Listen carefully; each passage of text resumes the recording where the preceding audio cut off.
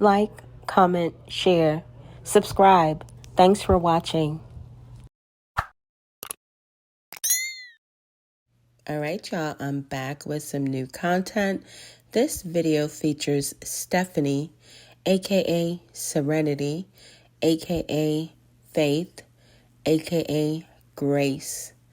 Guys, please be sure to drop me a comment, smash the heck out of that like button, and share.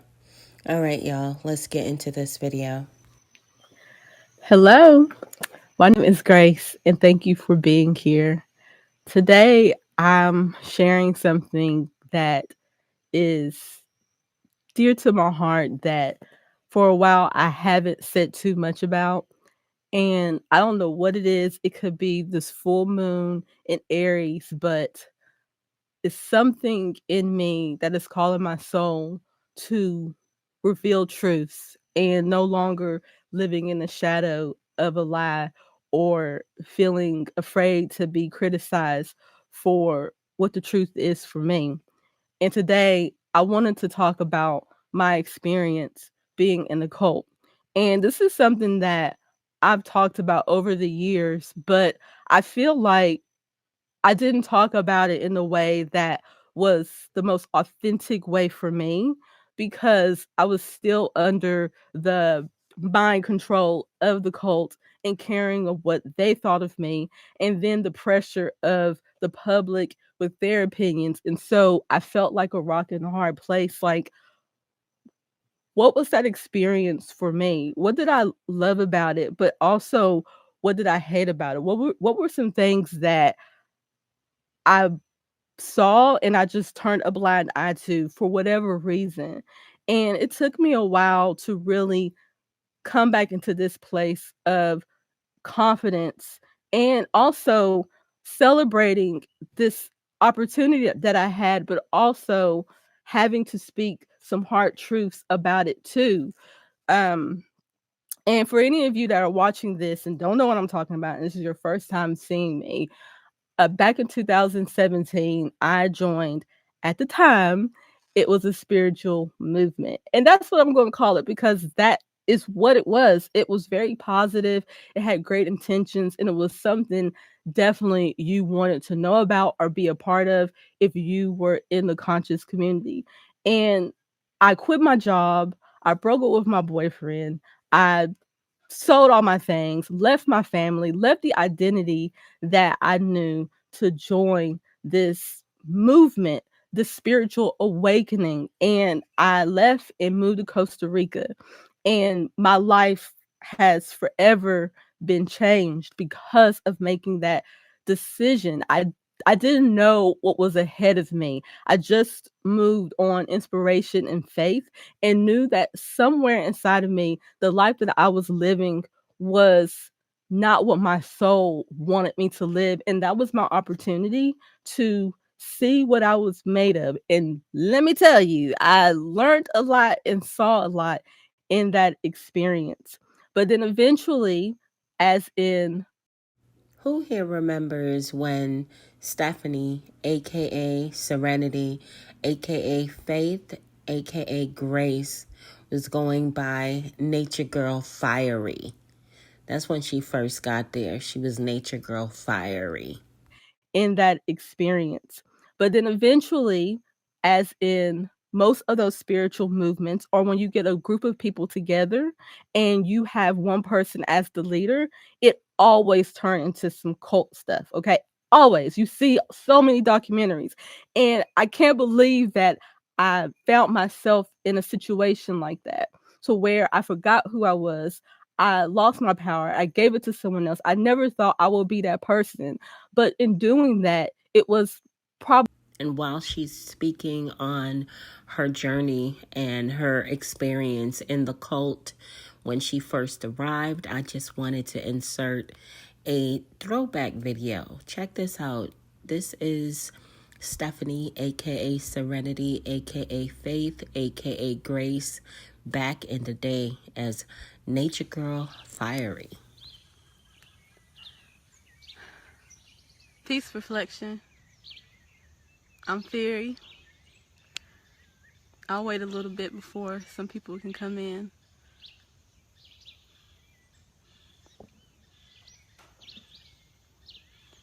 Peace reflection. I see people entering the room.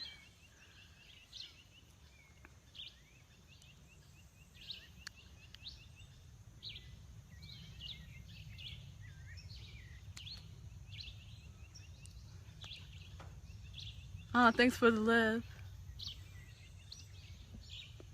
Okay. I ain't even finna hold y'all, but look at Stephanie, aka Serenity, aka Faith, aka Grace. Look at the difference. She looks so alive in her current video that I started off with, and then inserting this throwback of her. She looks so void. She looks empty. She looks unhappy. Like, it's crazy. Look at her. Look at the difference, y'all. I never thought I would be that person. But in doing that, it was probably the best thing I could have done to really remember who I am. And so, in most of these situations, when you give too much power to one person, they always get a God complex. And that's essentially what happened. And then I got pregnant and had a baby. And then that's when my priorities shifted and it was time for me to move on. So throughout the years, And just for those who do not know what Stephanie, aka Serenity, aka Faith, aka Grace, looked like after giving birth to baby Migos, because that's what Eligio Bishop, aka Nature Boy, aka Three God, named their child originally when they were in the cult. Once they left the cult, Serenity and Rambo decided to call their son Zen. I don't know if that's his legal name, but it's very fitting. He's a cute little boy now. I think Zen is about 5 years old, but this is what she looked like after giving birth. So she wasn't really looking that great, y'all. Close to the end of her journey with the cult, she did not look healthy at all. to move on. So throughout the years, even though that was 6 years ago, I was there about a couple of years. And after those 2 years of being there, it still was an adjustment. It still was, I still was connected to it. And I decided to give myself the opportunity to decide what it was going to be for me. I wasn't going to allow other people's opinions and their experience to dictate what it was for me. And I still decided to carry on what I learned there because if this is the truth, then it has to show up in my life. So when I left with my partner and our baby, and we came to Hawaii and we decided to stay in the tropics. And after I did that, that's when I really started facing the truth within myself. And then that's when I took the time to go within and really think about this pivotal moment in my life because when you hear everyone talk about being in this cult, everybody has their own perspective. Everybody had their own experience. And in my opinion, no one is wrong for how they chose to look at it. Everyone came there with a different reason. And my reason just so happened to be my reason. But I had to really sit and marinate on what in the hell was that? Why did I even have that in my story? Why did I need that? Why did my soul lead me to something like that? You know? And so I wanted to have a balanced perspective on it. I wanted to share with you what I loved about it, because there was a lot of things that I loved about being in a cult, especially when we decided to call ourselves a cult and accept it. I felt really proud about that. So I'm like, well, what were those things that I received that was a benefit to me, that was a gift to me? Because in anything that you go through, I believe that there is a lesson and a blessing just like there's a curse and karma to it as well. Okay. Like anything that you go through, if you choose to take the high road, you can always gain something positive, even with being in a cult. And that's just what I chose to follow, regardless what anyone thinks. That's what I decided to take on. And because I did, my life continued to get better and better because I decided not to look at myself as a victim of a situation. Now, when I talk about the things that I hate, it's because I had to be honest.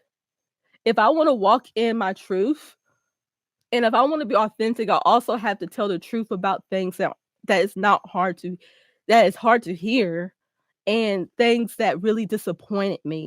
I really hope that Stephanie, aka Serenity, aka Faith, aka Grace, is very transparent, open, and honest when she speaks about her experience. Now, I can't really judge or too much commentate on her experience because it is individually hers.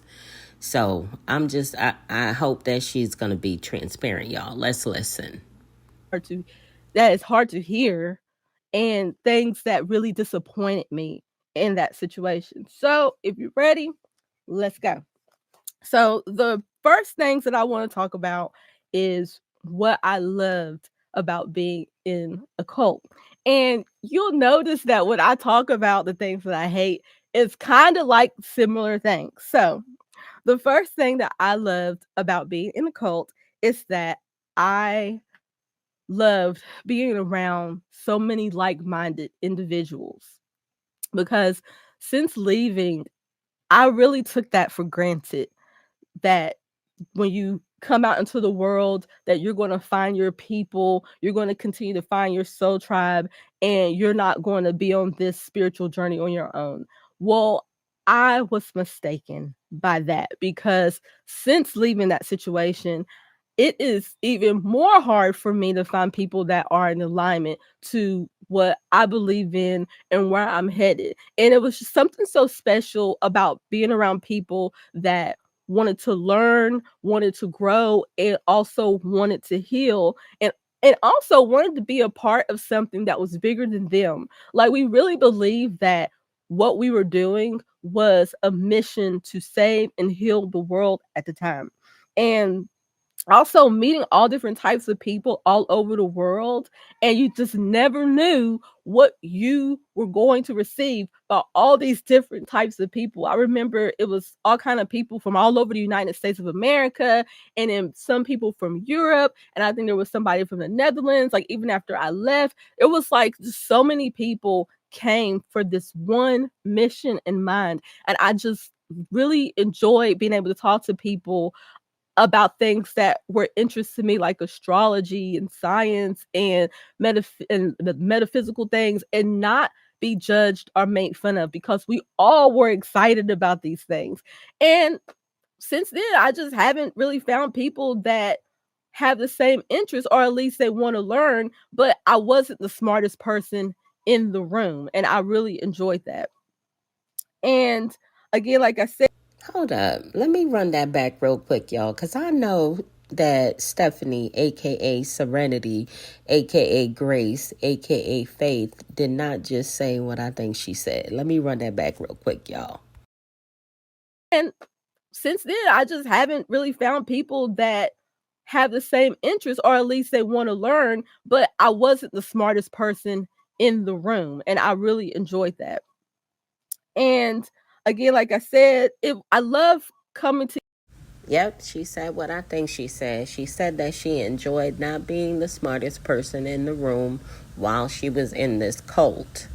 So, but now it appears that she's now become the smartest person in the room because she's just around these regular Hawaiian people.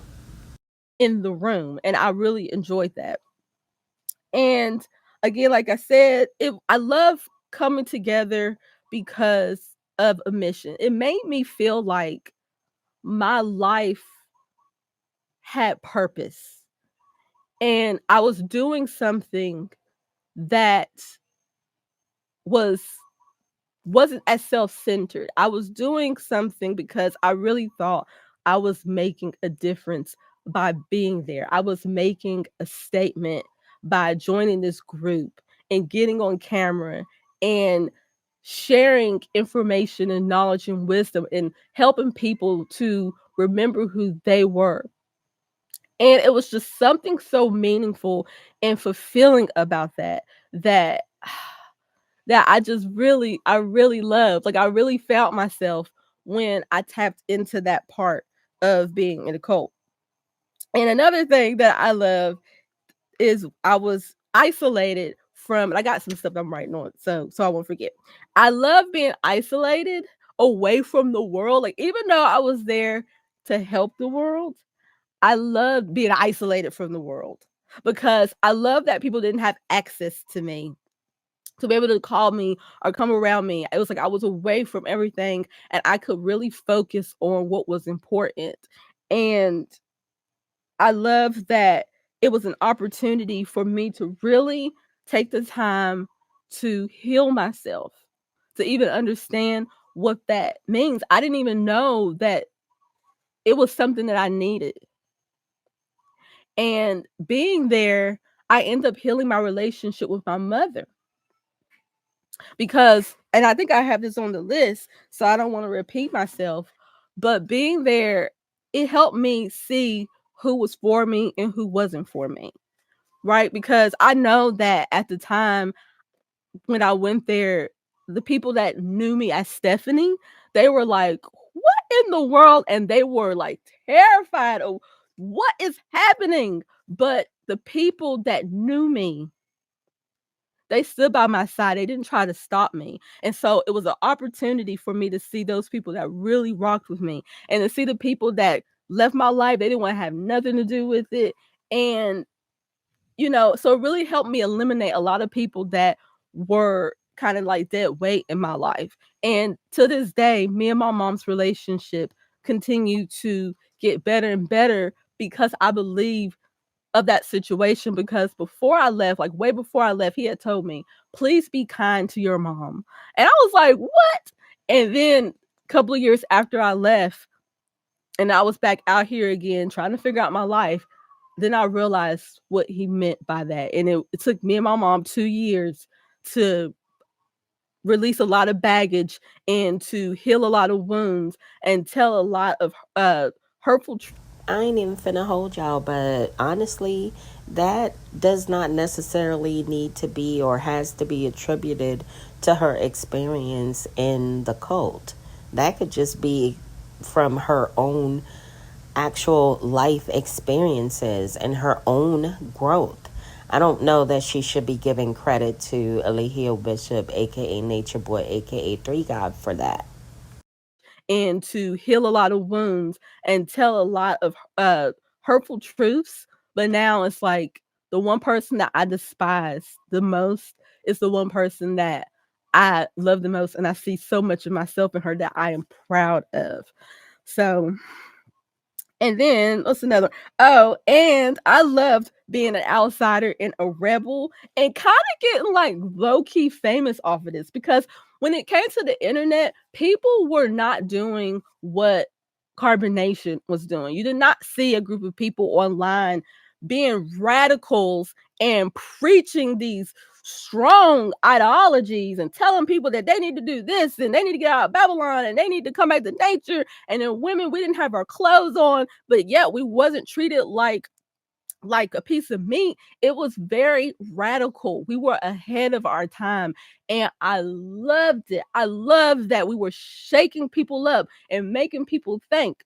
And when I left, my cousin was like, yo, you were like low key famous. Like, a lot of my friends were following y'all and they didn't even realize that you were my cousin. And I always laughed about that, but I really enjoyed just the attention we got because I realized that what we were doing was more powerful than I think that we realized what we got ourselves into. Like it was a dynamic force that we were not ready for, or even a clear idea of what it was, but I know it was so aligned. I know that we had some past life experience together to come in that situation, because all of us came from different backgrounds. Like, all of us, there's no linkage to anybody that came through carbonation except for that one thing in mind, and that was the mission.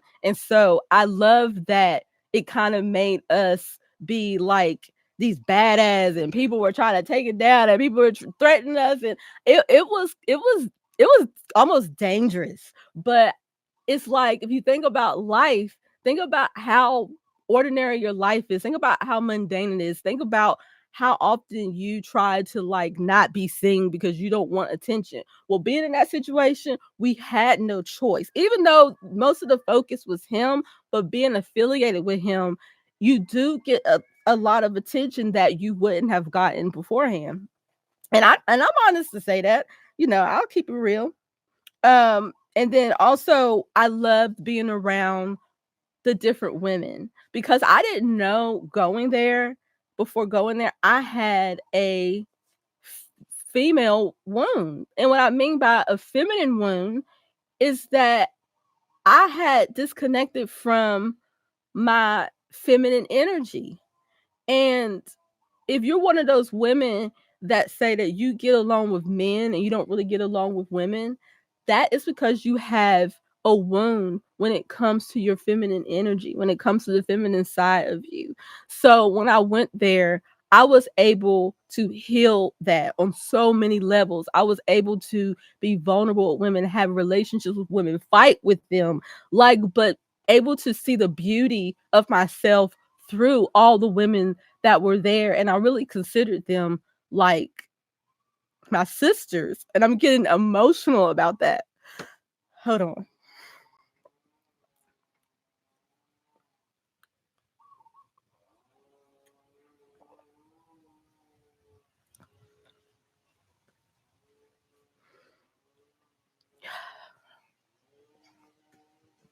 I get emotional about that because I really cared about all the women that were there. And I know there could have been times where it didn't seem like I did. But I really did. And I could tell that most of them that had a relationship with me, they really trusted me because I was the older person there besides Nature Boy. But I took on a responsibility that I will always cherish, that I was like the one that they could confide to and trust, that they couldn't trust anyone. They know they could trust me and come to me, and I helped them with anything. But they also made me face myself too. I ain't even finna hold y'all, but how many of y'all think that Stephanie, aka Serenity, aka Faith, aka Grace, know all the juicy secrets of carbonation? How many of y'all think that? Put it in the comments. Let me know, because I think that. And I helped them with anything, but they also made me face myself too. Even though they were younger than me, they were very wise young women, and they really taught me about just embracing that, because I didn't realize how mannish I was until I got there. And so even though we spent a very short amount of time together, like I really did like care for them dearly. And I'm going to talk about why I also left, because it also has something to do with that. And I think that's why I tear up and I get emotional about it, because just the care that I had and how I really believed in what we were doing, and just some things that some backstabbing, some two-facedness that was very common there. And I'm not going to say I didn't do it either, but when it's done to you, it definitely doesn't feel good. Um, and I liked sharing the household chores. Like when I was there, like y'all might have known me as the cook, right? I was the one that prepared the food and the meals, but I also had the support from everybody there. Like, yeah, I cooked the food, but they also helped me prepare it. And then somebody else cleaned the house. I didn't have to worry about any of that. And I love that. And now that I have my own family, me and my partner, Ketzel, we had to do it all. And so we was like, man, it was really beautiful, a great experience to be able to have a community that is so supportive in that you don't have to be the one to do it all. Because if you think about how society is and the nuclear family is, and even with you being single, it's like you don't really have a lot of support. You are expected to do it all. And when you are in a community or a cult, that's not what it's about. It's about everybody doing their part. It's about you finding what you're good at and you being useful in helping. And that is so important. And now that I'm a mom, the one thing I truly desire is to have additional support helping me with Zen because he's getting older and I can't do it all. I can't manage it all and I don't want to. And I don't think it's fair for him. But then my partner, he has his responsibility. So we're still trying to figure it out. And so I think that's why him and I, we're still open to some form of community, maybe not a cult, but if you never experienced growing up in a big family where y'all all lived together and shared everything, slept together, ate together, fought together, it is probably one of the most intimate experiences you can have with a bunch of people at the same time. Okay. And I love traveling to different places. All right, y'all. So I am back with another great read.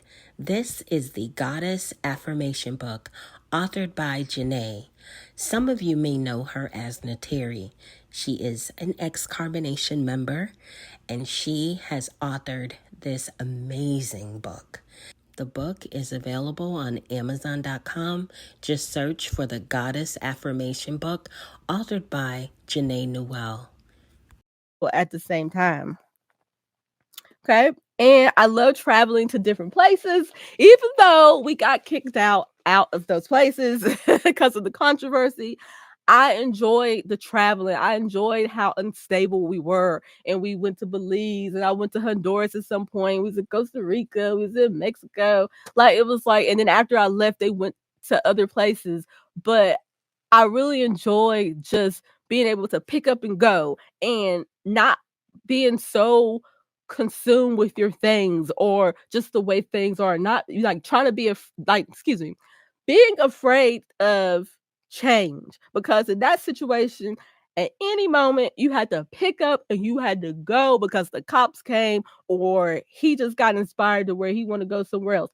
But I think that he wanted to stay in Costa Rica forever, but we had to leave because the people that owned the place was moving back there. And so I just really enjoyed being able to experience like different places and just living out of my traveler's pack. I didn't really have a lot, but what I had was all I needed. I had my passport, I had my birth certificate, and a laptop and a cell phone, and maybe a few pieces of clothing and a tent, and that was it. And you know that when me and my partner Ketzel came to Hawaii, we were homeless at some point. Like, when first we came, we stayed with our friends for a month. And then after that, they said, well, you got to go because this isn't our place. We can't let you live here. And a situation that we got ourselves into didn't turn out the way we wanted. It was not a good fit.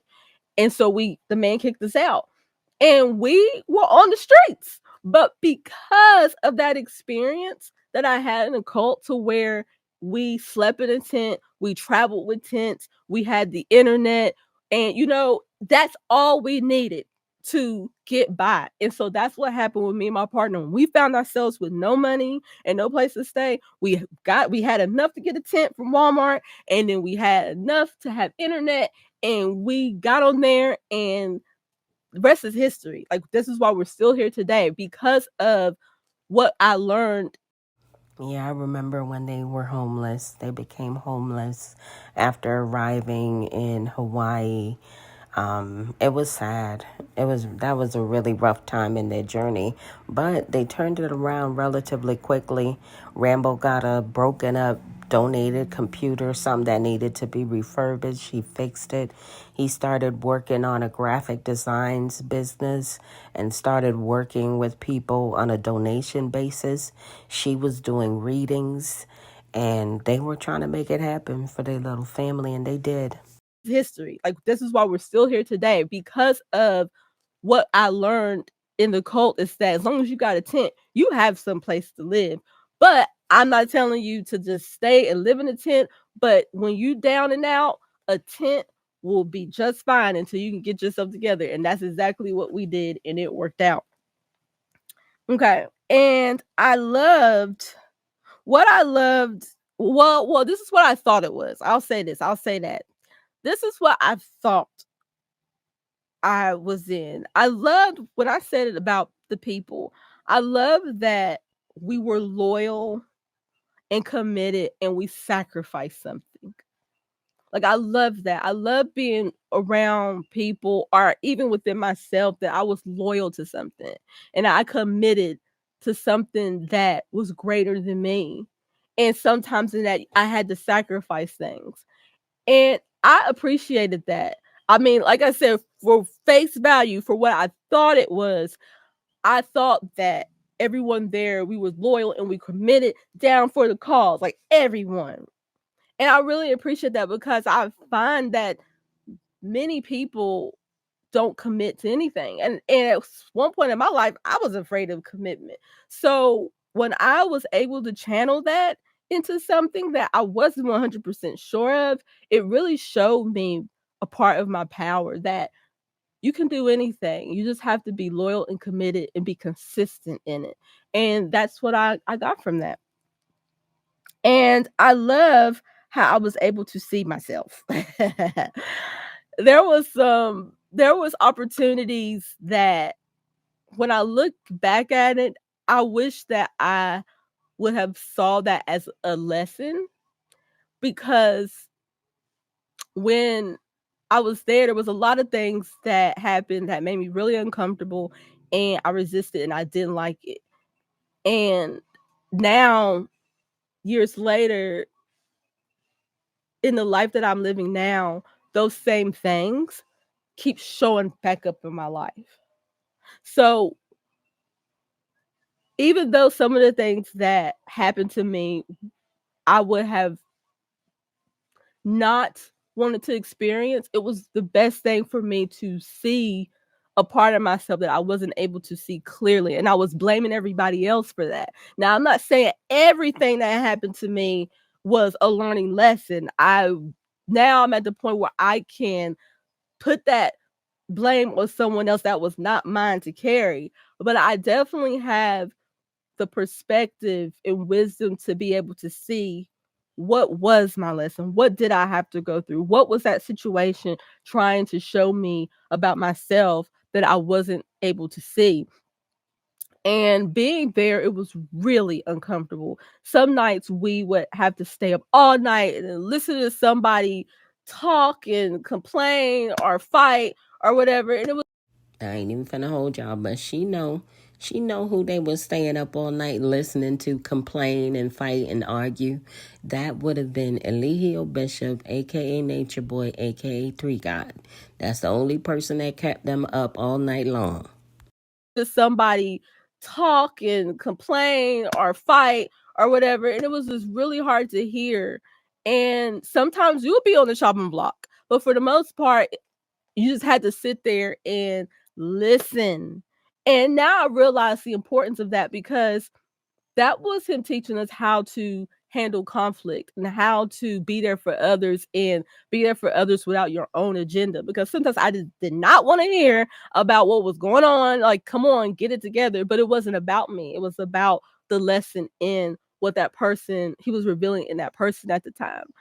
And because No, no, Stephanie. No, Serenity. No, Faith. No, Grace. He was not actually revealing anything. Eligio Bishop, aka Nature Boy, aka Three God, was manipulating you guys. He was manipulating situations and different things to create the surrounding and environment that he wanted at all times. Once you come to grips with that, you'll understand how he controlled your mind for so long. person he was revealing in that person at the time. And because I'm really good at reflecting, I was able to see some things now like, oh, he was trying to help me in that, but it didn't feel like it because now I'm dealing with the same thing and he's not here to blame. Like, no, that was you. Like, I learned to see what was my shit and what was someone else's shit. I was able to separate that. And because of that, it really helped me see myself and it helped me continue healing and growing. And now, like, really embodying my soul's highest expression, continuing to move forward at and continue to get more clear about that. Okay. And let me see, is there anything else? And yeah, I already said that. And this is gonna be funny.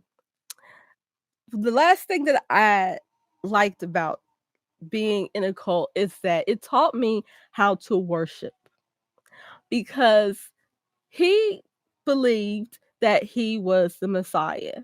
And at some point, I believed that too, that he was the Messiah. Like, he came here to give a message and he had healing powers and he was a powerful force. At some point, I really believed that. And it revealed to me in my life.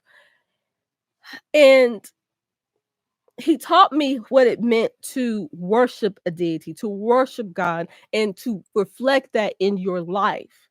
And he so happened to be that, right? But the reason why I said I love that about that situation was because I remember when I was a Christian. And when I was a child, I was taught to love Jesus, love God, the Holy Spirit, and live my life according to this entity that I don't even know. I'm just going off because my mom and daddy told me to believe in Jesus and I'm going to church. But I didn't embody that. I didn't really take that on. I was just mimicking what everybody else was doing and I was just believing in something because I didn't want to go to hell. So when I came to carbonation, he taught me how to worship and embody that love and commitment and devotion to something like greater than you. But we're going to get to the part where this is the part that I hate about the cult. And so even though I don't look at him in that way anymore, I still tap back into that same worship and devotion. I pour that into myself because I am God and God is in me. God is not outside of me. All right, now, Bush babies, I see y'all in the analytics. It's 42% of you guys not subscribed. Come on, y'all. Go on ahead and subscribe to the channel. And he taught me how to love God. Even though he was using himself as a prototype, he taught me what it looks like to be devoted to something and honor it and respect it, regardless of what your ego says. It's not about you, it is about something greater than you. And if you can tap into that and see this person as your higher self, then you're seeing yourself as your higher self. Like, he is your higher self. And at first I didn't understand that. I was like, yeah, like, I don't understand what you mean I'm a higher self. But when I was able to accept and take on that he was my higher self, that's when I tapped into I'm my higher self. And even after I left, I kept that I'm my higher self. And then that's when I no longer was looking for someone to save me because I realized, no, what I'm looking for the whole time was me. Okay. So those were the things that I loved about being in a cult. Okay. I loved about being in it. And so now we're going to get into what I hated about the cult. And I'm sure, let me see. Oh, so now we're going to get into what I hate. And this was something that it's just a water.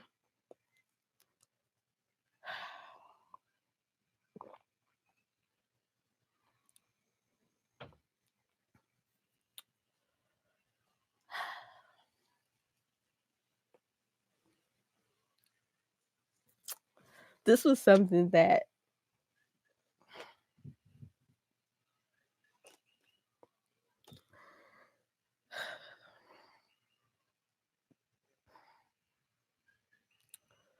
I had to really take the time to connect with within myself. And this was a hard truth for me, a very hard truth that um I really respected Nature Boy. Hold on, y'all. Oops.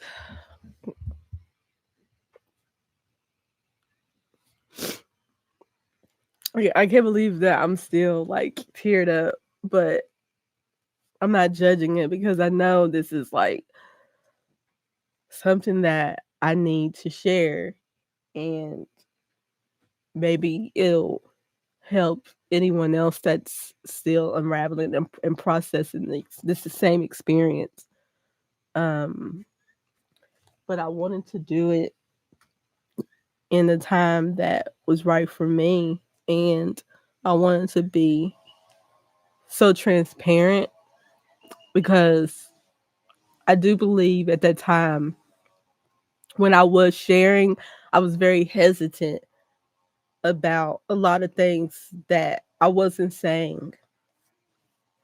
And it took me a while to like finally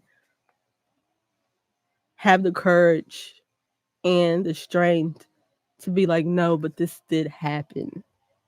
All right, y'all. A word from Rambo, aka Wild Quetzal. What up, y'all? I'm excited to share an offering that I've been putting a lot of intention and energy into. It's called Wild Brotherhood, and it's a community for conscious, intentional, sovereign-seeking men who are wanting to come together, build themselves up, develop themselves, and level up in all domains of existence. So there's two parts to the Wild Brotherhood. I'll explain it very simply. The first part is a monthly membership that includes weekly video calls, a group chat, access to a network of men who have different skill sets. We will intertwine that with one another, as well as priority access to the in-person events, which is part two, the gathering.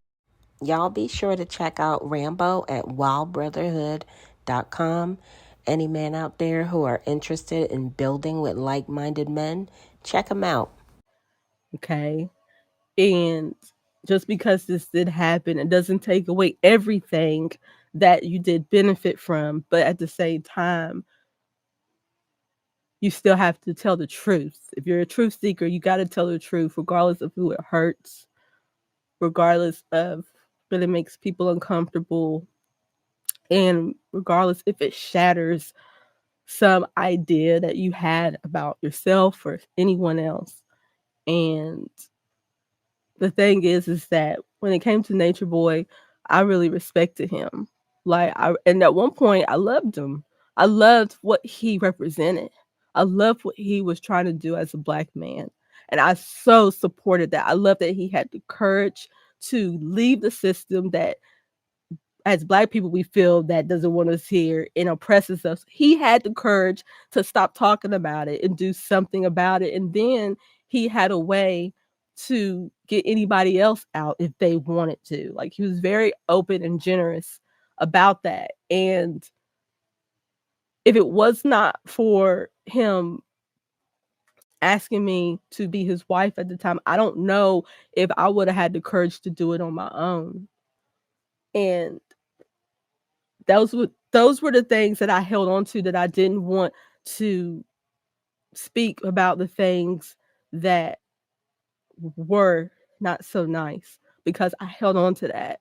And I had to accept and come to the conclusion that this man that healed me, the moment I spoke to him on the phone, and just his voice alone healed me from a sickness in my body that I had since I was 3 years old for over 30 years. It just the sound of his voice and him speaking life into me. I was healed the next day. I'm no longer dealing with that. I no longer have to go to the doctors. And I will say that. I will always say that. So this is why it was such a conflict for me to be able to handle certain things and not stand up to certain things, because that's what I was leading with. Like, no, this man, he healed me, he helped me, he did this, he used to be my husband, he provided this, he provided that, and I was only able to see that. I was only looking at that. I was like, no, I know this is going on, but this is what he did. He helped me with this, and I'm just like, but bro, you're not being honest. You're not being authentic to yourself, and you're not helping him or anyone else by not speaking up about certain things. There is a B. Okay. And Y'all, check out this clip from her time in carbonation. You'll be able to see her and Rambo standing in formation. Reflection! Who are we? Carbonation! What is carbonation? The Christ conscious! Who are you? Angels of the Most High! Divine angels of light! Who am I? The Honorable Master Teacher Nature Boy! Commander-in-Chief of the Earth Plane! My highest self! Who am I? Queen Eliana! Commander-in-Chief of the Earth Plane! My highest self! Where do you come from? The highest frequency of the sun! And what is your mission? To collect the elite and convict the weak! Reflection! I love myself. I love myself. Reflection! He got his bag jumping. Yeah, he had them out there screaming and carrying on, talking about they there to convict the weak and collect the elite and all this other extra sugar honey iced tea. Whole time he plotting against each and every one of them, and they didn't even know it, y'all. I honestly believe, like, to this day, some of them still don't realize what they truly experience and what actually happened to them. okay. And I had to come to the conclusion that the man that helped me heal myself also had the ability to harm other people. And that was hard for me to say. And now it's not hard for me to say, but now when I think about it and I say it, that everything that everyone has said about that experience, like I said in the beginning of this video, it's the truth. But when you look at this situation, you can't look at it in a straight line. It can't be like, well, because of this and this. No, it's like, that's true and that's true. Yeah, that's true too. And yep, that happened. And that, oh, so that happened too. It's like, it's so many things. It's a dichotomy. Like Nature Boy and our whole experience was a dichotomy. There's no just a right thing. There's no just a wrong thing. It was like there was some righteousness that came out of that. And there was some evil stuff that also occurred. And if I don't say that, then I'm the liar. So then that's what I decided to really meditate on that. And like, what were those things? Because some of it I blocked out of my mind. But then when I really opened myself to be honest, I was like, oh, it came in. So the reason why partially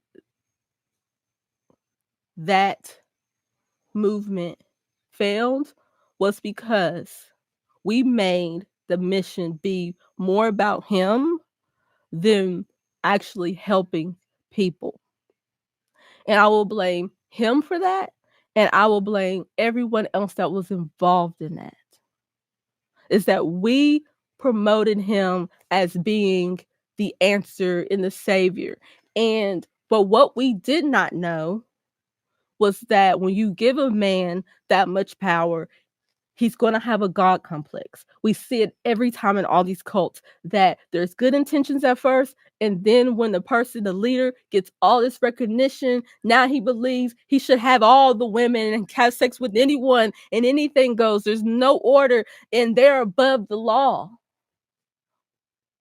And then the people go along with it, even though we have our own moral compass to know what's right and wrong. When you get into those situations, it's like you just throw it out the door. And I'm going to get into why I think that is. And I can only go through my perspective of why I think that is. That's all I got. And everything that I'm discussing is from the point of me being there and leaving. Anything that I might see on the line or after, I'm gonna take that with a grain of salt, because I know when I was there, the things that people assumed that was happening wasn't happening. Like, you got to be careful what you see on camera, because it's an illusion. Like, get it on camera, you can make people believe what you want them to believe, and then people have their own interpretation of looking at something. But if you're not there and if you don't see it, you don't know what really happened. So even with me talking and sharing, you can take what I said with a grain of salt, because it's just my perspective. Like, it's just my perspective and how I saw it, you know? And that's where I take responsibility, is that I gave him more power than he needed to have. Like, you know what I mean? And just imagine if you have over 100 some people coming in your life and praising you and saying all these things, you know, it's going to make you have a big head too. And whoever you are, you're going to become more of. The more energy you get, the more it's going to reveal who you are. Money, fame does not change you. It just brings out more of who you are. So I think with all of that notoriety that he received, and fame and money and pussy and all that, it revealed who he was.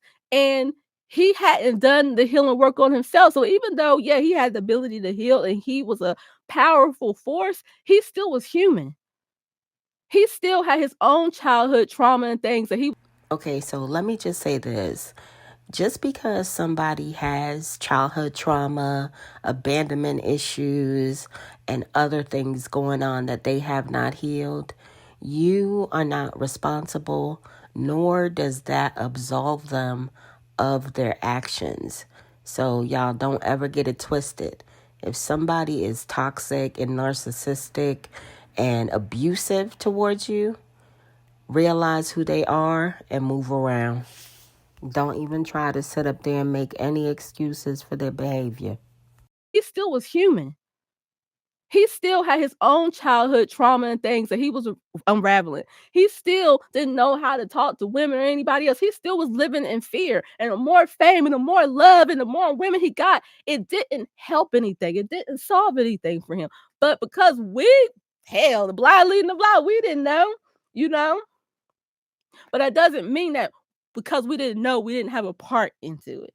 And going into the next thing is that I will say there was a lot of manipulation and mind games and spiritual bypassing. Oh my God. I hate it. I really disliked that about being there, was the manipulation. And sometimes what the mind game was is that you always had to be on point, and you didn't know when he was going to be in character or if he was really being his true self. Like, to this day, I couldn't even tell you who he really was. I don't even think he know who he really is. He just shows up the way he think you need for him to show up. But to really know who he is, I don't think no one knows who Nature Boy really is. He'll show up to you and what you're ready for. And it was a mind game. And so, and then anytime you moved, you didn't know, you would get scrutinized for it, and it has some type of meaning. You'd be like, no, it didn't mean that. And then you was being defiant. It was just like a lot of debauchery and manipulation, to the point I do believe it altered people. I do believe at an extent, not fully, but at an extent, I believe it was a mind tactic to weaken us. I do believe that, but not 24/7. I'm gonna say that right now, not 24/7. Okay, okay, not 24/7, because you are who you are. Right? Everybody is who they are when they're under pressure. You really get to see someone when they're under pressure to see who they really are. You really get to see somebody. And that was a hard pill to swallow for me, but I'm gonna get to that. But yeah, and the spiritual bypassing, I didn't realize what that was until like later on, is that using spiritual tactics for your own gain. Now, there were times where he was very helpful, but a lot of the times was spiritual bypass. You're manipulating these principles to get what you want. You don't really believe, you don't really care about that, but you know I do. So you're going to just say these things just to get what you want from me. Y'all, look who it is. It's Tori, aka Mama Joy. Who remembers Tori, y'all? She's the one that was with Nubian, aka Musa, aka Dalen. She's the one that had a daughter with him, and she named her daughter Nubia. Now, she eventually left the cult in a very dramatic way. She did return once, I think, at Mama Cookie's house, but she moved on eventually, got married, has another kid, doing great. Now I know better, but then I didn't know better. I'm like, I just went along with it. But even with my gut, I'm just like, I don't know what I feel about this. But a lot of times I just went along with stuff, and I also egged them on too, just to see how everybody else was going to react, because it was a lot of manipulation all around, and just a group of people that did not know who they really were. It really was. And when you get that mix, you're going to get a lot of chaos and a lot of confusion. And I laugh at it now, but I'm just like, that was really incredible how that all turned out. And even to this day, people that were there, they're still unraveling. They're still trying to figure out what that is. They're trying to find their place in life, because if you haven't been through that, you can't tell anyone how they should feel, what they should do. I believe if you went through that experience, you can share your experience, but telling somebody how they should be, I realize I can't do that, because we all have our own perspective, our own birth charts, and our own childhood traumas and stories that brought us to that. Okay. So, the next thing is, the thing that I disliked very much was the trolls and the people leaving negative comments and threats. Okay? If you are one of those people and you're watching now, you were a part of the problem. Yeah.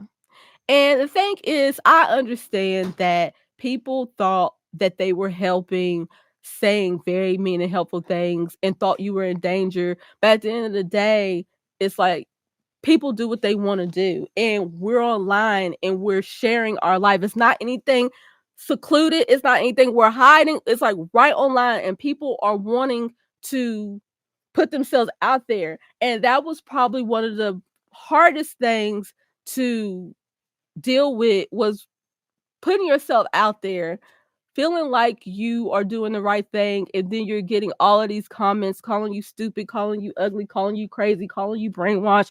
Even like, I had some friends reaching out to me and just like calling me crazy. I'm like, you're my friend. Like, how are you? What? And it was really hard when people send you like negative comments, but they're in the name of wanting to help you because they care. Like, first of all, you don't even know me, and second of all, if you care, you wouldn't talk to me like that. But hey, I get it, because we came on there very self-righteous. We came on there telling you that you're wrong, you're evil, you're Babylon, and who wants to hear that? Who wants to hear that how they're living their life currently is bad, and then feeling like you don't have any choice but to live your life? Of course, you're going to attack the messenger, because it's like, no one wants to be shamed or feel guilty about what they're doing. Now, some people heard that message and they was able to take it in as the truth and do something about it, but a lot of people weren't. And then just the lies that were created. Now, there was some lies created inside the cult too. I ain't gonna take that. I didn't like that either. That was created by people that didn't even have that experience. I ain't even finna hold y'all, but the biggest lie I remember that happened while she was in carbonation was when Eligio Bishop, aka Nature Boy, aka Three Guy himself, was telling somebody that Stephanie, aka Serenity, aka Faith, aka Grace, had the house in Virginia. Y'all take the first three letters and figure out what I'm talking about. But he was spreading rumors that she had the house in Virginia, y'all. That was created by people that didn't even have that experience. It's crazy. It's like I chose to get on camera and share. Okay. And you coming at me, talking to me sideways and crazy, like, because I decided to get on camera. If it don't apply to you, then it don't apply to you.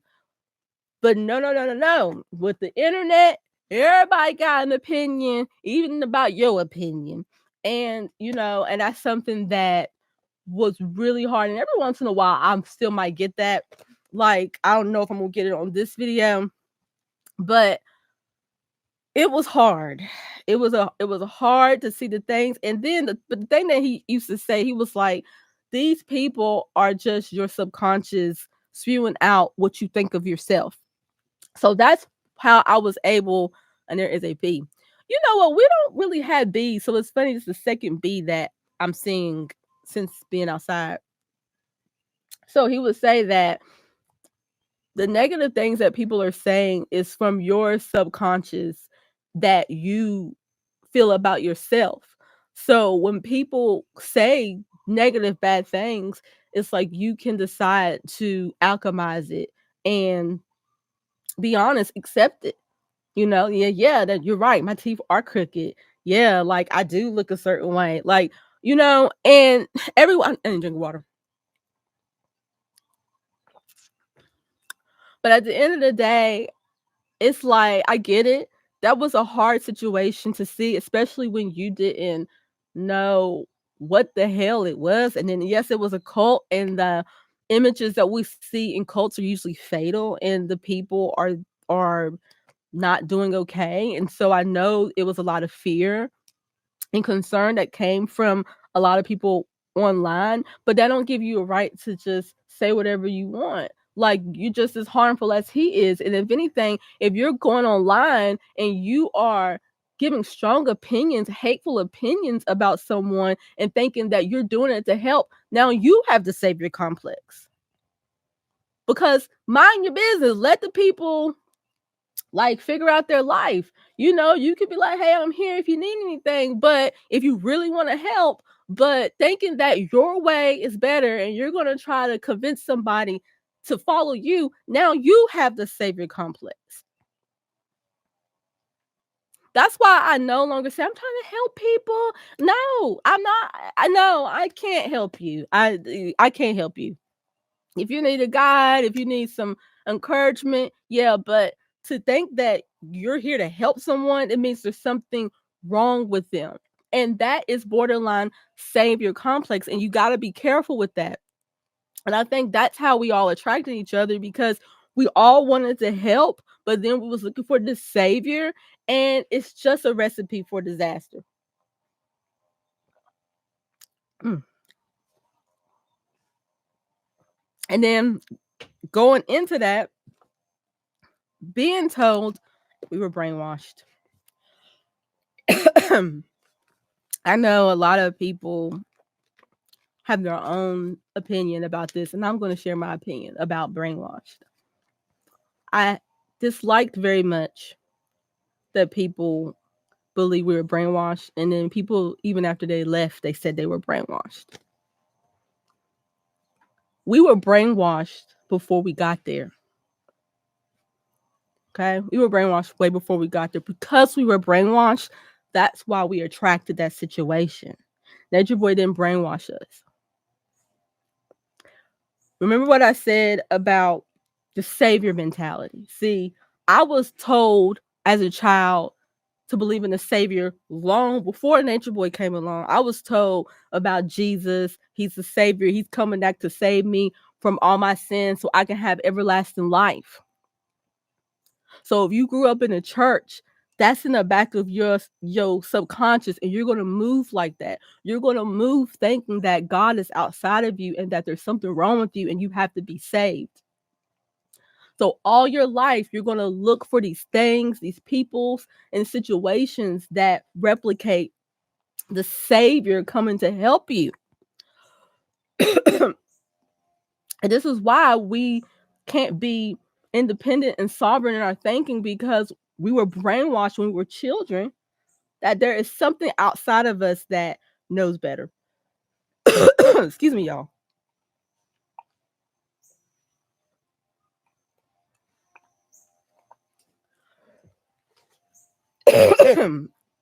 Ketzel, if you listening, can I get some more water?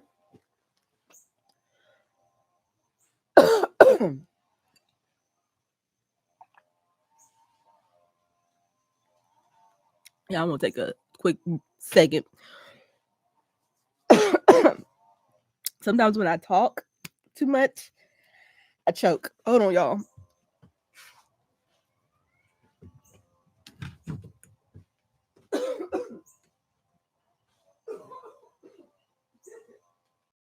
She ain't never lied. She sure did do a lot of talking.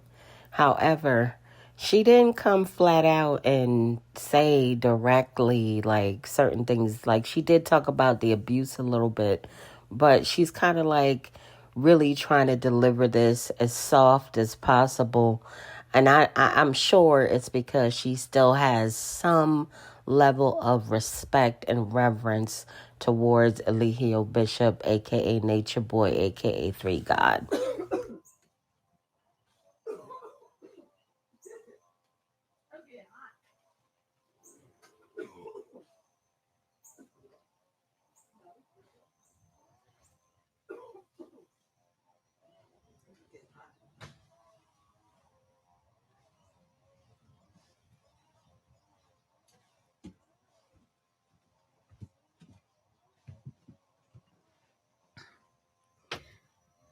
Did she just get up and leave? Yeah, I got up and left. And my throat gets, I can't even talk right now.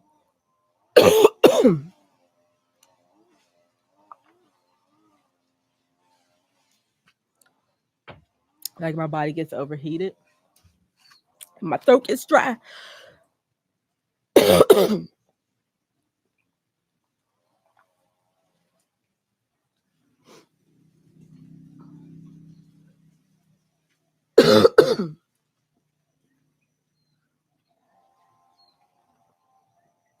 Shanti said, see, look, this is what I'm talking about, Shantice. Oh, I'm burning up. It's hot. She's talking about, she said, you tried to be his wife numerous times and he shot you down. That's not true. I was his wife 3 times. I was his wife 3 times. And the 4th time he tried to make me his wife. After he got with Velvet, I was his wife 1 more time. But then after that, I was like, you know what? I'm done. I said, I'm done. I don't want to be your wife no more. Mm-mm.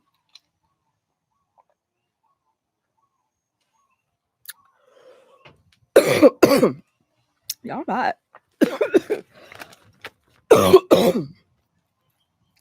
Hold on, y'all. Intermission.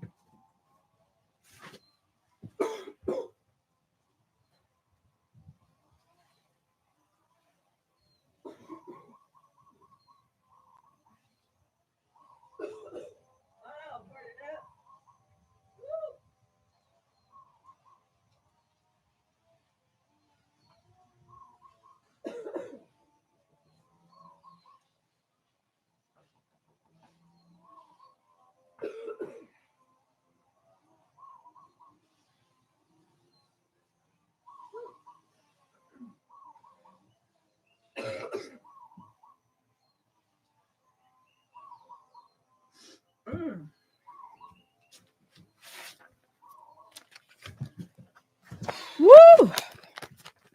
Y'all, hold on, y'all. If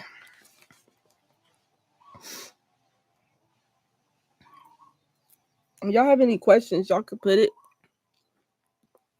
in the comments.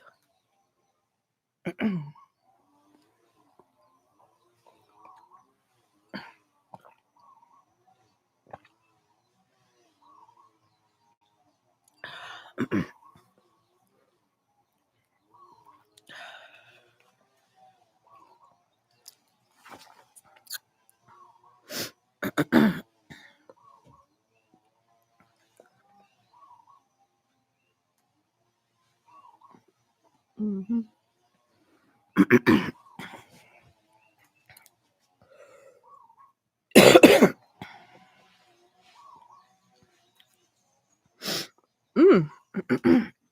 It's funny. I'm not talking. I'm getting more people in the room, but y'all, I'm burning up, and I gotta take a break. I've talked for an hour, but I'm gonna stay on. I ain't even for the whole job, but do y'all think that comment triggered her? That comment about her trying to be his wife 4 times and he didn't want to. Then she was like, no, she was his wife 3 times. Did that start, bringing back memories of the times she was his wife? Because y'all do know that his wives were very close to him. So I'm sure that Stephanie, aka Serenity, aka Faith, aka Grace, saw up close and personal the abuse. But I'm gonna stay on.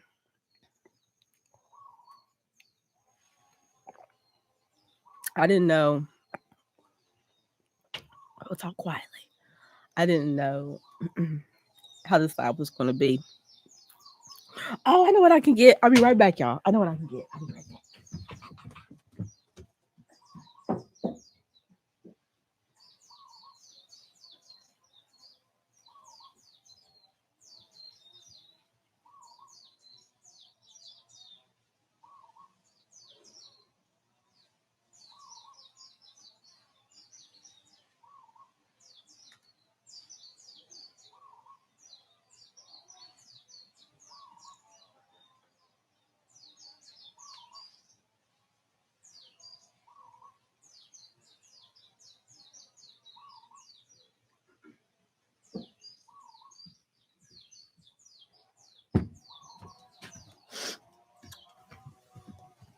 All right, I got me one of these. Y'all, Kessel has this whole setup. Microphone,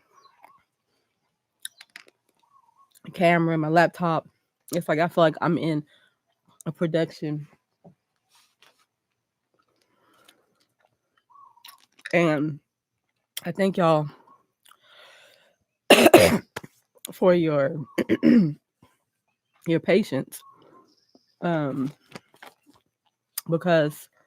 this is just me coming to you like if y'all were at my house or if I was in a room and I'm just opening up about my experience being in the cult and what I learned from it and what I didn't like about it, that now I feel more comfortable sharing and talking about. And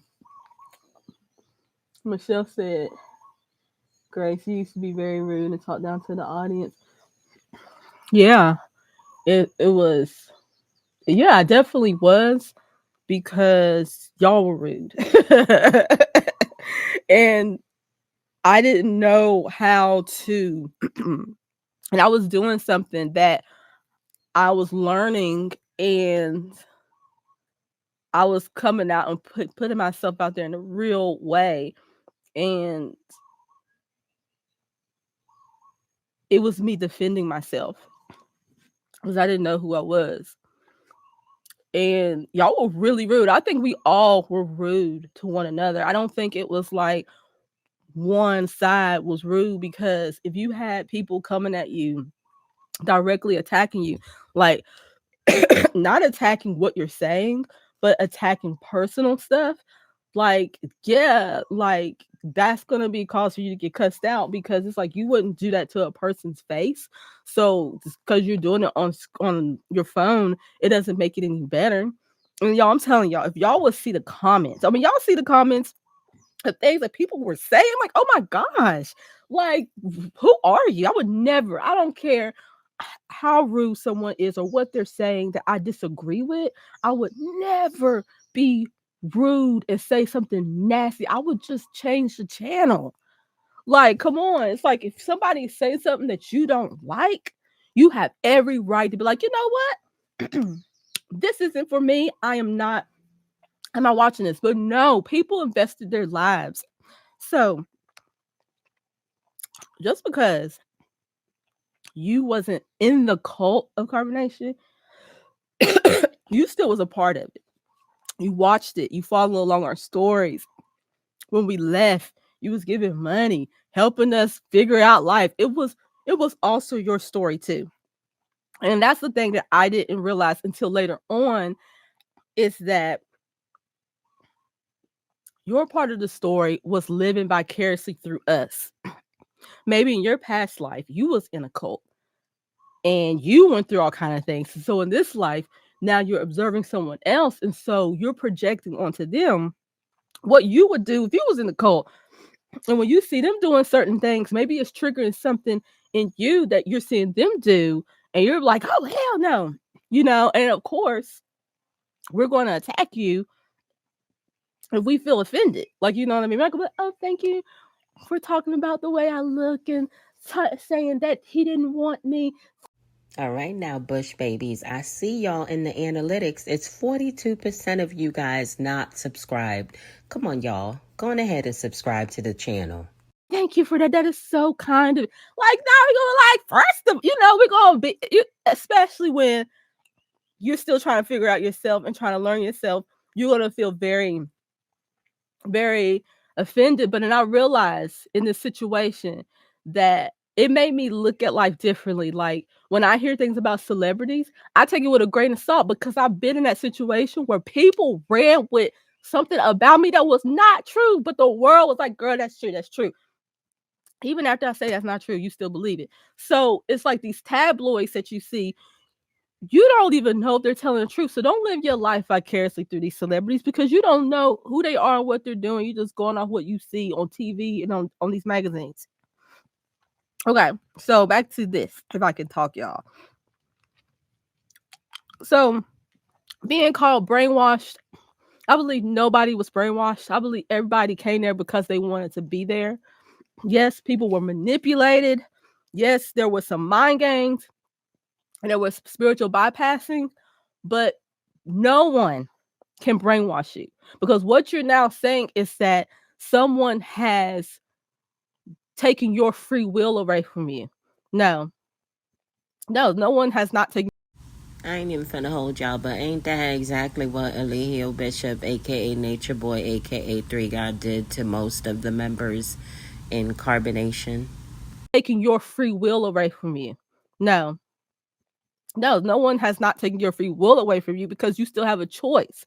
Now, what makes it feel uncomfortable is that whatever you choose, there's going to be a consequence that you're not going to like. And he definitely put us in those situations of making it hard to make a choice that connects to our moral compass, but I will say no one was brainwashed. We were all brainwashed before we got there, because we all at some point believed in Jesus, and we believed there was a savior coming to save us. That's where the brainwashing came from, and we were little children, so we didn't have a choice. But if you're a grown-ass person and you decide to do something and that shit didn't work out the way it wouldn't work out, and that person was doing all those things to you, no, that's a choice that you stayed in it. But with little children, when you get a little child and you impute all this information, and they don't got a choice, they don't have free will, they just going along what the parent is giving them. So that's why when I saw Nature Boy, because of the programming I received as a child, he fit the bill. My soul looked for that. My ego, I should say, looked for, not my soul, but my ego saw that, because it connected to what I was familiar with, what was impeded in me from my family, that this is the truth, that somebody is going to come and save you from your sins. And then when I saw him, it was like, it just, I don't know, it resonated. At the time, I wasn't thinking that. But the longer I stayed into that, that's what he was feeding us. And then, of course, it's like, because most of us was Christians, we went along with it, So that's just my opinion. You don't have to agree with it. Okay, what else? Let me see. Okay, feeling stifled. The one thing I really disliked was feeling stifled and unable to communicate, to really like stand up for myself. Like, That is the one thing that I can say that we all felt like it was opportunities where we had to articulate ourselves, but your throat chakra was closed. And I believed it was because his energy was so big and he was always talking. It was like he took your energy. And I believe he took our energy to the point where it was like drained half the time because he was always putting out energy, talking. We had to stay alert. And it was like our minds was like, we were tired. If anything, we were tired, not brainwashed. We was tired. We were tired and confused and didn't trust ourselves. We put all that trust into him. Okay? We put all that trust into someone else that did not deserve our trust. He did not deserve it. He was not ready, as you can see. He wasn't ready for it. But that was his lesson. All that happened because it was our own lessons to reveal something greater. You know, that's how I look at it. Like, that revealed something more than we ever will know. But if you open yourself to receive what the really big thing about that situation was, you'll receive it. But if you choose to stay in victim mindset and believe that, oh, woe is me, that happened, he's a bad guy, then you're not going to get the soul level truth of it all to release you from that karma. And it was all karma that we've all experienced having that man in our life. It was because of karma that brought Nature Boy into our life and carbonation into our. It was all karma. I know it was.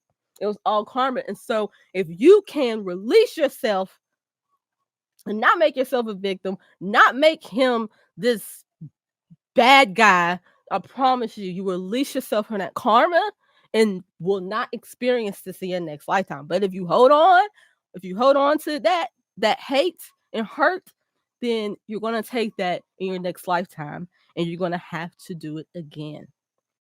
Well, I know one of them who definitely is going to need more time to actually release all of the hurt and pain that was inflicted upon them. And that person is Velvet, y'all. She took on a lot of abuse at the hands of Eligio Bishop, aka Nature Boy, aka Three God, on and I'm sure off camera. You're going to take that in your next lifetime and you're going to have to do it again. Okay? And I'll get to that in the end.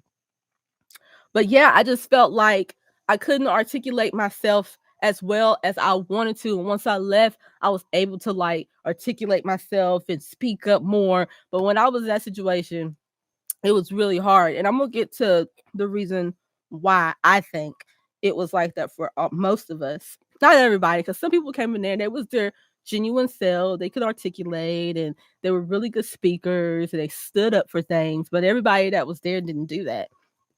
Okay. Now, one thing that I didn't like was the backstabbing and wanting to be liked by Nature Boy.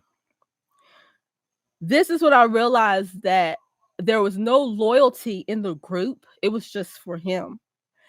And me and Ketzel had talked about this, and it's called social pressure, that a lot of times we do things not because we're manipulated or brainwashed, but because of social pressure. And we want to follow along with what everybody else is doing. And we don't want to be ostracized from the group because we decide to stand alone. And a lot of times it will have you doing things that you would normally not do because of the social pressure.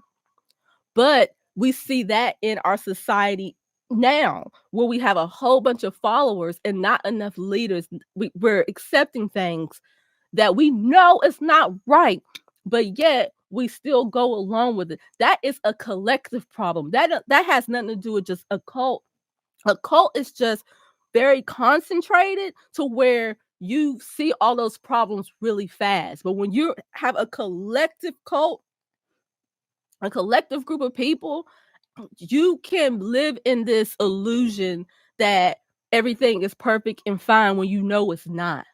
When you question what they have in our foods, when you question what the environment you live in and the way you live and how you got to go to work every day, and you question all these things and what they're putting in our water, and how we're handling nature, and why is it so hard for us to not be ourselves? You question it, but you don't do anything about it because no one else around you is doing anything about it. So you just go along with it. You just continue to eat this food, this garbage that they call food, because everybody else is doing it. But you know something ain't right. Well, that's what happened, I feel like, in carbonation. And so we knew a lot of that stuff wasn't right, but we went along with it anyways. And we didn't say nothing because we didn't want to be pegged the one that's out of tune. And another thing that I disliked is that there was things that I saw that I didn't say anything. Like the fact that we allowed him to beat up his women. Now, when I was there, it was just velvet. The fact that I heard him screaming or her screaming and fighting and bruises and stuff, and that no one said anything. We just was like, well, okay. That is a problem. I hated that. And I asked myself, Okay, all right. Stephanie, aka Serenity, aka Faith, aka Grace. She's finally getting around to the abuse, y'all. that is a problem. I hated that. And I asked myself, and somebody asked me, well, why didn't you say anything? I don't know why I didn't say anything. But I know it has something bigger. It's a bigger reason than just him beating those women, and we didn't say anything. We just went along with it. We saw something that was wrong and we didn't stand up. Who's really in the wrong? Is it the one doing it, or is the one that is observing it? So that's why I never came out here, but let me tell you what happened.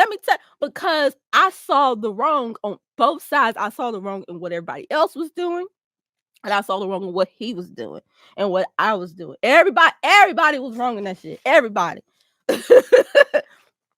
There ain't nobody came out of there except for the children that didn't have no responsibility to what happened. We all had a part to play. We all accepted things that we should not have accepted. And that's the one thing that now I'll be like, dang, I should have did something, is when I would hear him fighting with those women. We should have called him out on that. Be like, no, you calling everybody else out on that stuff. We need to call you out on yours. It's never okay to hit anyone. I don't care what the reason is. If you gotta hit someone, you don't need to be with them. Okay? And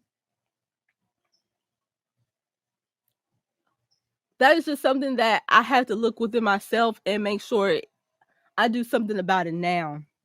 If I see something that is wrong, I have the power to make it right. Okay? To show that I care. Like, I care. Like, okay, all grown ass people, but I care. I care about what's going on. And I really believe that the way that we acted, we didn't really care about each other because we didn't really care about ourselves. How can we be a support and care about one another and stand up for each other if we couldn't even do it for ourselves? And there was times where I did stand up because I had the facts to back it up. As long as you had the facts to back it up, and you're not coming at him with no emotional shit, like, you will win. So anytime I did stand up to him, I had to make sure I had the facts, and I had to show him how it benefits him if he listened to me. Other than that, a lot of times you just didn't say nothing because it was just like you had a fear of getting kicked out. Because at the time, I really believed that this was all it was. And if I leave, I'm going to just be out here on my own. And I really believed that at the time. And so you just put up with a lot of stuff, let's see. Caring about someone more than they cared about you. And yeah, that was a big one. That was a big one. So, are y'all ready to hear why I left? Because this goes right along with it. Are y'all ready to hear why I ended up leaving the cult? Because I think this is a big theme for a lot of people that came there and that was really there. like as to why they left. It was this main thing: you care more about someone that did not care about you. You know what I'm saying? Well, the day that I left, and the only reason, and let me tell you, the only reason why I'm sharing this is because I've actually spoken to all three of them, the ones I'm going to mention. I actually spoke to all three of them and let them know. So, what you're never going to see me do on here is flip the script. You're never going to see me change up and say, "Oh, it was all a sham." I will never do that because it's not true. Okay. Well, the only reason why I'm going to share this story is because I end up speaking to Nature Boy. After I left, I ended up speaking to him and let him know. I ended up speaking to Velvet, letting her know. And I ended up speaking to Kendra and letting her know, like, the aftermath. So now that they all three know, now I'm okay with sharing it because we talked and, and we hashed it. But the day that I left, Ketzel, aka Rainbow, and Jazz and Flo, they decided they were going to leave. They were like, "We leaving. We won't be here no more." That's it. Well, I was in limbo because I knew they were talking about leaving, but I just wasn't sure because I didn't have a strong connection to Jazz and Flo at the time. And me and Ketzel, our relationship was turbulent. It was on and off. Him and I did not. We wasn't even together when I had Zen. We have broken up, even though we in the cult. Me and Ketzel was always breaking up when we were together. And that's another thing I didn't like about being there is that you were like suggested to be with people there that you didn't really want to be with, and that was. But thank God it worked out for me and Ketzel in the long run. But they were going to leave, and I didn't know if I wanted to leave because I had just had Zen. I was like 80 pounds. Like, I was really going through it. Like, I literally just had Zen like less than 2 months. No, I think it was less than that. It was like maybe a month. Yeah, it was like a month. And then that's when Kessel was like, after we got the paperwork for Zen, he was like, "Yeah, I'm ready to go." And I was just like, I didn't know if I wanted to go with him because I did not know him. I didn't know him outside of the cult. And then what I knew of him, I didn't trust them. Like, we couldn't really stand each other to even be in a relationship. So now you want me to leave this situation that at least I know what I'm getting myself into, and I have a baby and you don't have nothing. I was like, bro, I don't even know if I want to take that risk. And so that day when they announced that they were leaving, I, for one, am extremely happy that she decided to go on ahead and leave with Rambo, aka Wild Quetzal. Because if she would have stayed there, I don't know. She just was not looking right, y'all. This is what Stephanie, aka Serenity, aka Faith, aka Grace, looked like after she gave birth to their son. She was withering away, y'all. They were all in a toxic environment, whether she wants to admit it or not. if I want to take that risk. And so that day when they announced that they were leaving, I was just laying on the floor because we had just got up, and I was still laying like on the floor with the baby, nursing him and just trying to get my life together. And then that's when all that happened. And then Nature Boy was like, are you gonna leave? Are you gonna go? Are you gonna stay with your family? And I was like, I don't know. And he's like, he said, nah. Like, he just like he just got really upset. Like, he was just like, nah, this is ridiculous. Like, I don't even know what he said, but I know he got mad. He was like, and so I just was like, I got up and I was just like, let me get my stuff together. And maybe by the time I get everything together, then I'll know what I'm going to do. I said, I was just like, I felt like it wasn't my choice. I felt like it was something that I wasn't choosing, because if Kessel wouldn't have left, I wouldn't even been an option for me. I would have just been there. But then when he decided to leave, it was just like, crap, what are you going to do? Like, you going to stay here with these people, or you going to go with these people? When I did not have the energy to do anything, and so as I went into the laundry room and was getting the stuff out of the washing machine, Nature Boy, Kendra, and Velvet, they went into the kitchen. And I overheard them talking about me. And they were just like, they were whispering, I was like, yeah, I don't even want her here anyway. She can go and they were talking about the baby stink. They were saying I was not a good mother. They was just saying all kind of stuff. And I was just like, oh my gosh. And then that's when I was like, you're not safe here anymore. And it's time for you to go. I was like, if you stay here with this baby, hearing them say that, you are a fool. And whatever happens to this baby, it is your fault. Yeah. And I didn't tell them.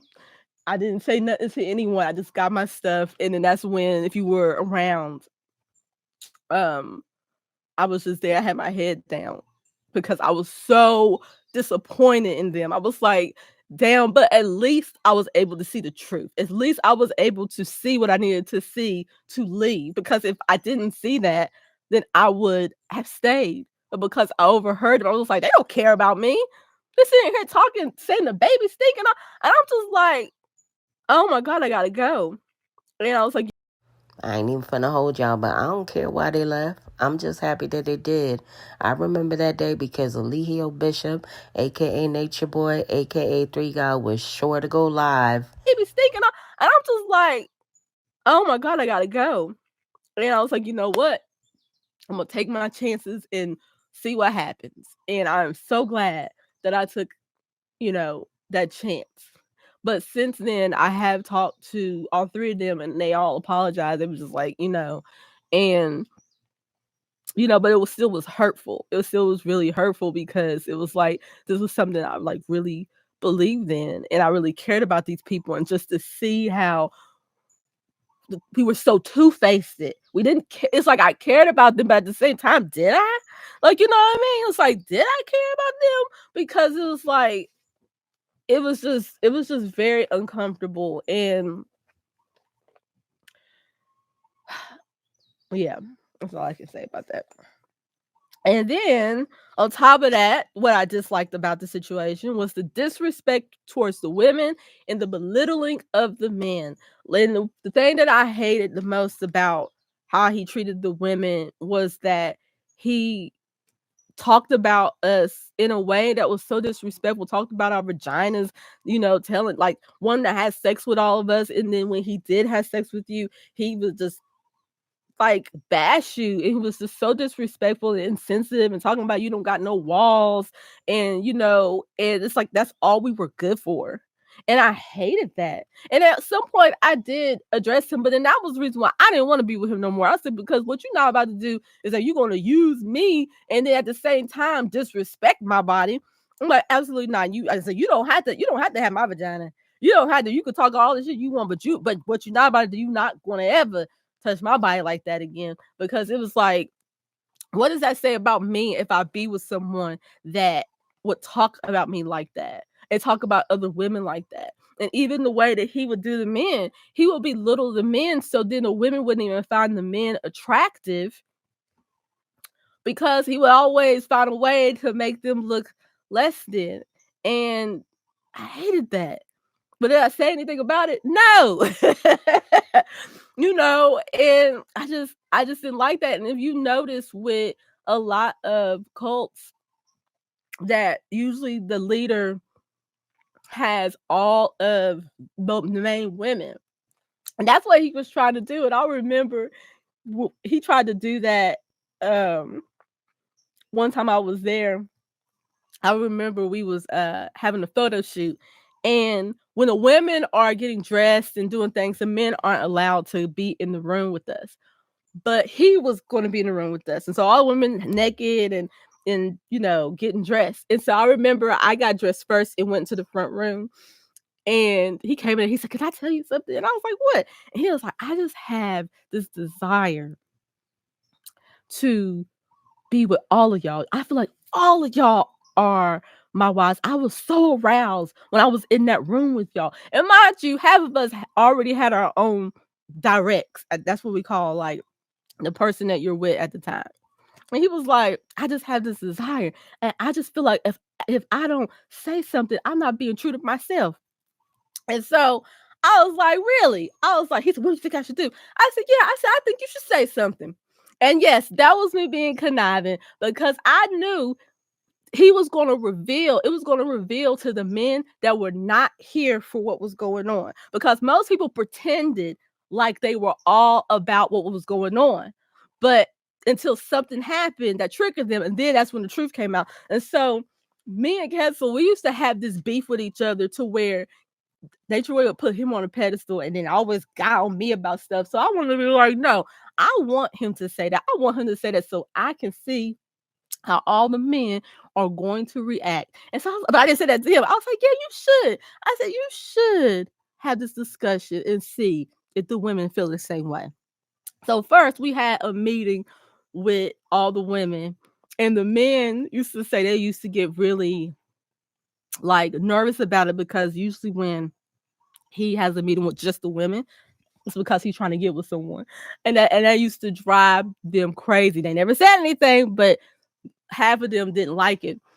And so then he talked to the women, and then maybe a couple of them were just like, yeah, I feel the same way about you. Like, yeah, I would like to spend more time with you, because you are my higher self. So I should be able to suck your dick and have sex with you and be with you anytime I want and go back to my man. Yes, it was said. And I was just like, nah, I was like, I don't want to have sex with you because I was like pregnant. I was like, but it would be nice to spend more time with you so you can help me get out of my mental blockages. But as far as like having sex with you, I don't want to have sex with nobody, And he was like, yeah, whatever. He wasn't really talking about me. And so we had a meeting with the men, and the men came in, and then he said it. Surprisingly, some of the men were okay with that. And I ain't gonna name the name, said world. I wish I knew which men were okay with that. I'm going to go ahead and guess that it was probably Tron, Musa, Solar, Pisces, and I don't think Rambo was okay with it. Some of the men were okay with that. And I ain't gonna name the name, said we're okay with that. But some of the men were okay with that. And then Ketzel, Ketzel always was quiet. He never said anything. Ketzel always was quiet. He would just sit back and knowing good well he didn't like nothing that was going on, but he was quiet. But that day, he went off. He was like, I do not like this, and I'm not gonna be here. This is how you gonna be. He was getting up and leaving. And Nature Boy was like, Kessel, no. I ain't talking about, your woman. No, I'm talking about the other one. He was like, it don't matter. Because Kessel's point was, it don't matter if you don't want my woman. It's not about whether or not you want my woman. It's the fact that you think it's okay. So what if I had a woman you want, that you going to think you should be with her? And that was Kessel's whole point. So Kessel, he didn't say much, but he did stand up when it came to like those types of things. But I definitely would have never been with Nature Boy now that I was Kessel. I gave him opportunities, and now I decided to be with Kessel. I was like, nope, I ain't doing the back and the forth. I ain't doing all of that. And then I get pregnant, don't know who the child's father is until the baby comes. I was like, not today. I said, I'm not doing that, but little things like that would happen. And sometimes I would play into it. Sometimes I'll be like, oh my God, this is ridiculous. But even after all that, it's like, to me, it was just a part of being there. Even when I saw those things that were questionable or wasn't okay, I was just like, well, it's just a part of being here. And now I know that's not okay. It's not okay. It just wasn't, those things weren't okay. And I wish that we would have had more courage within ourselves to stand up to those things that just was not right. Not going along with it because we're going to get kicked out. Oh, well, we're going to get kicked out. So what? But it's all a personal choice. Okay. Let's see. Oh, another thing I didn't like is having to do things that I didn't want to do. Like, and if I say I don't want to do it, then I'm out of tune. I used to hate that shit. What if I don't want to sleep in that house with y'all? What if I want to sleep in the tent? What if I want to sleep on this cold cement floor? What if I just want to sleep by myself in a tent, not with y'all? You know, it's just like little things like that I hated being in a cult, because it's like when you have this cult mentality, you gotta do everything together. And if you don't do everything together, and then there's something wrong with you, and it doesn't matter if you didn't want to do it. And I just think that is so unhealthy. I do not like that. I don't ever want to be in a situation like that again, to where people don't have the autonomy to be like, no, I don't want to do that. You know, I don't ever want to be in a situation again to where someone is the leader over me, or somebody looking at me as their leader. Never, ever, ever. Because I now believe that everyone has God within them, and they have their own inner authority, what is right for them. Like, now I would never get in a situation like that again, because I'm going to do what I want to do, whether you like it or not. And before, I didn't have the type of strength to say that. You know, I thought this is what I have to do to receive what it is I'm trying to get. But I realized it's like, nah, there is another way. And then, like, the last thing that it's always hard for me to see this. I'm not gonna speak too much on it, because like I said, everybody got their own truth. But still, this is my life, and this is what I didn't like. I hated when people came there all about the shits and giggles, all falling in line, all doing everything, acting like they're a part of what's going on. And then when they leave, they flip the script. I hate that. Yes, like I said, that's their experience, that's that happened, but don't act like you wasn't about that when you was there. Cause you was. And there was opportunities that I saw people when he was nowhere around. People showed themselves. When you in that close encounter with a lot of people, you're going to see a lot of human behavior.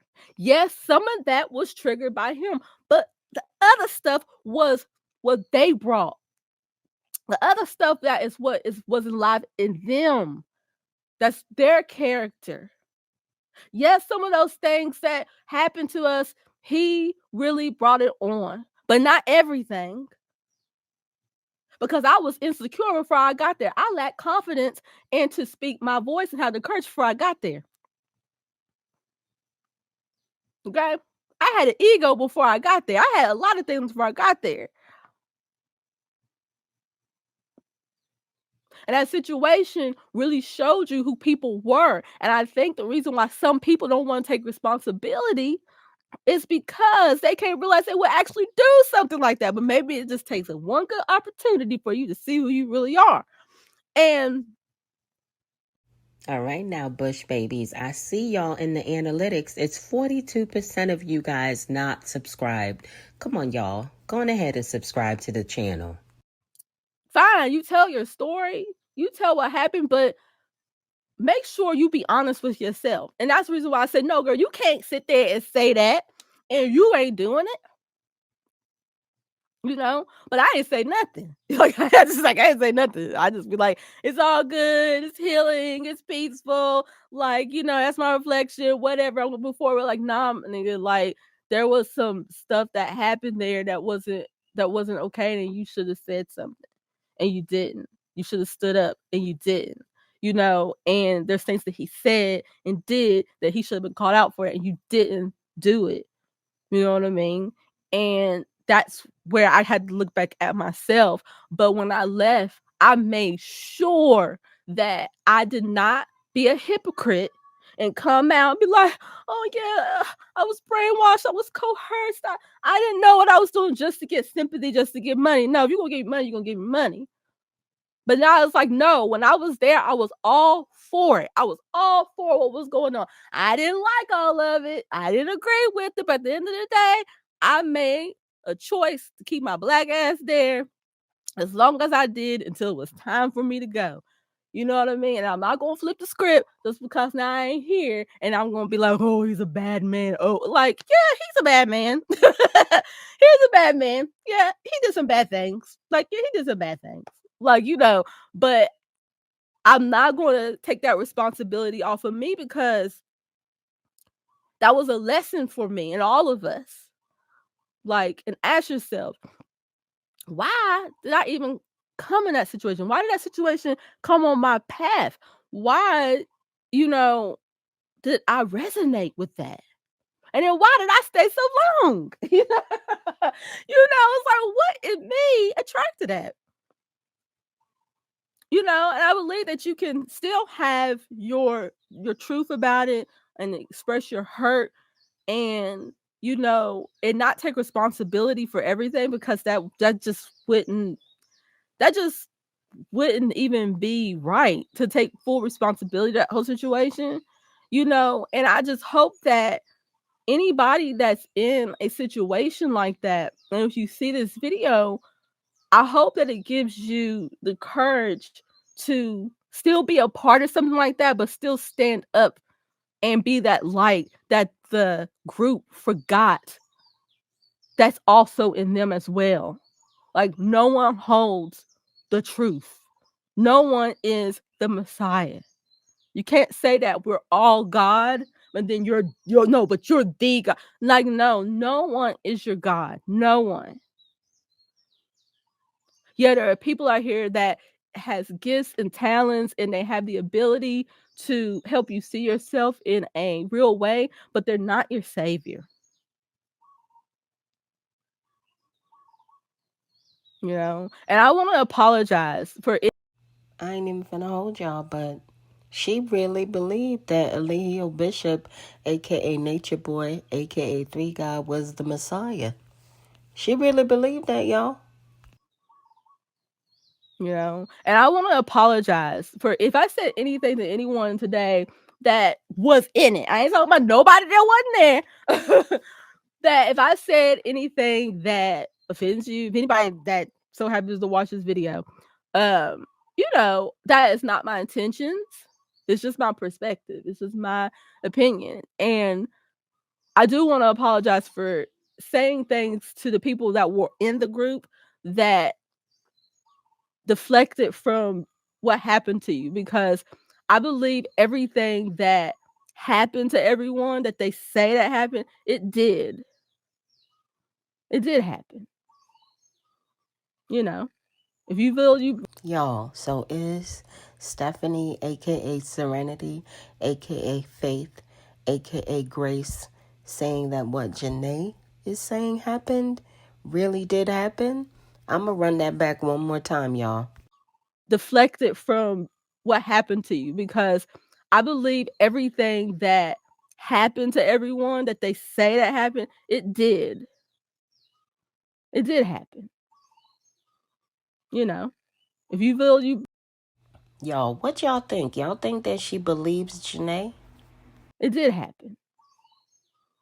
If you feel you was brainwashed, okay, that's your truth. I can't, but this is my opinion. I don't believe that we were brainwashed. But if you think that's what you were, if you think you were a victim, of cults and all this and that, then that's your story, that's your truth, and that's your opinion about it. And it's not for anyone to take that away from you. And I say that on camera because I don't want nobody to do that to me, even though they might, But I just want to say that to end it to anyone that was in that situation is that I hope that one day that you can look back at it and be proud of yourself.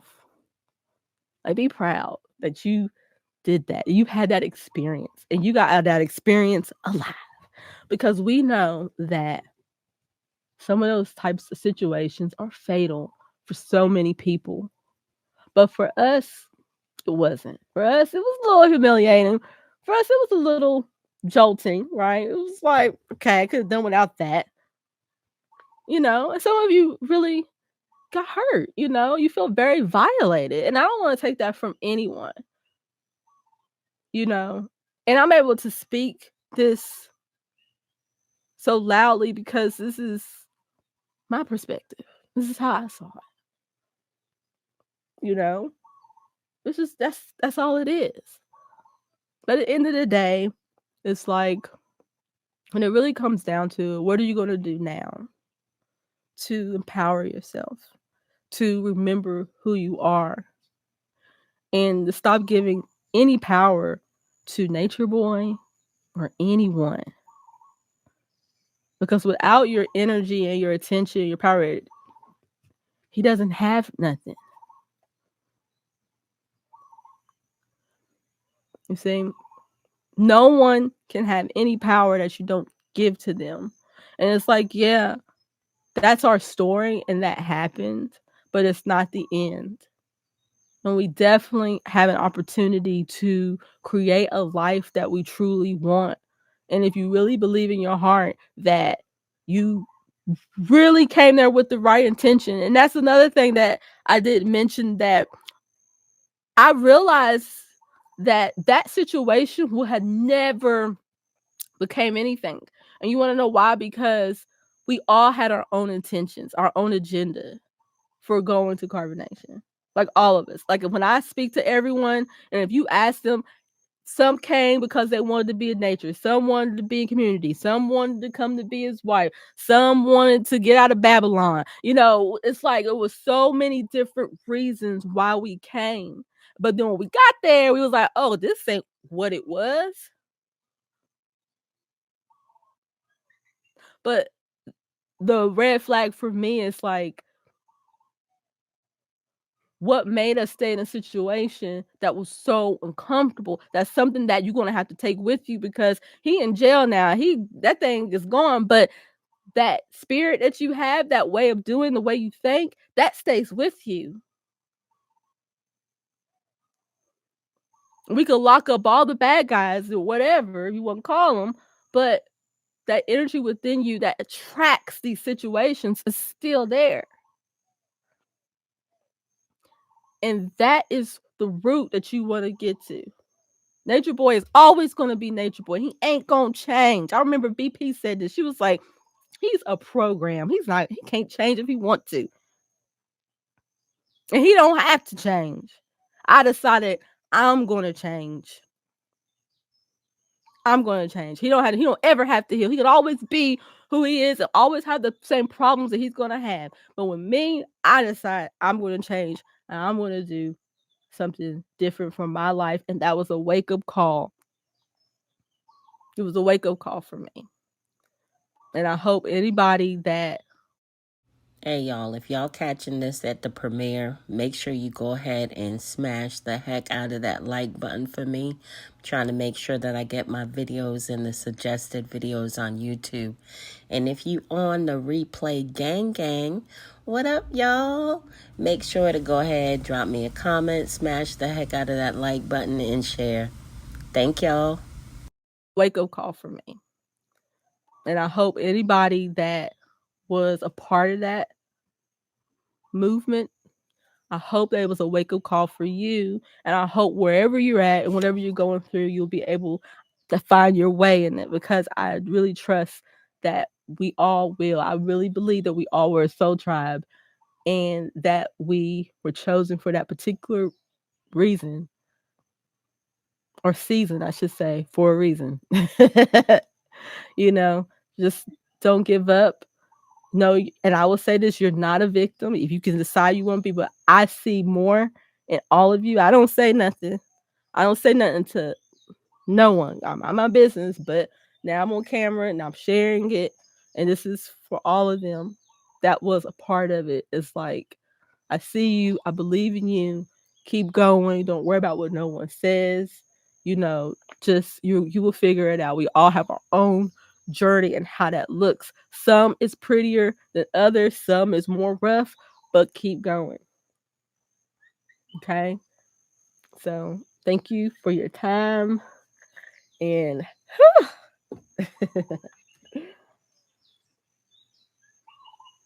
Oh.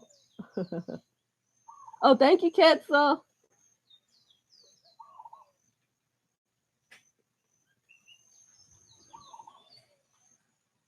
Thank you.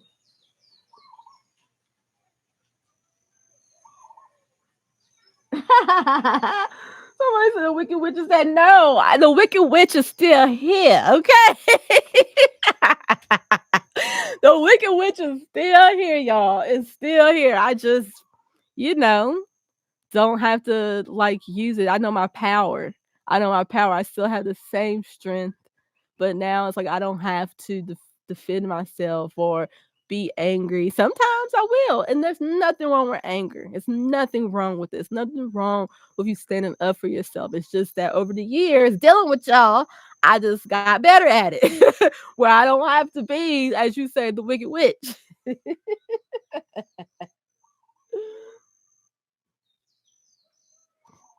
Oh, Michelle.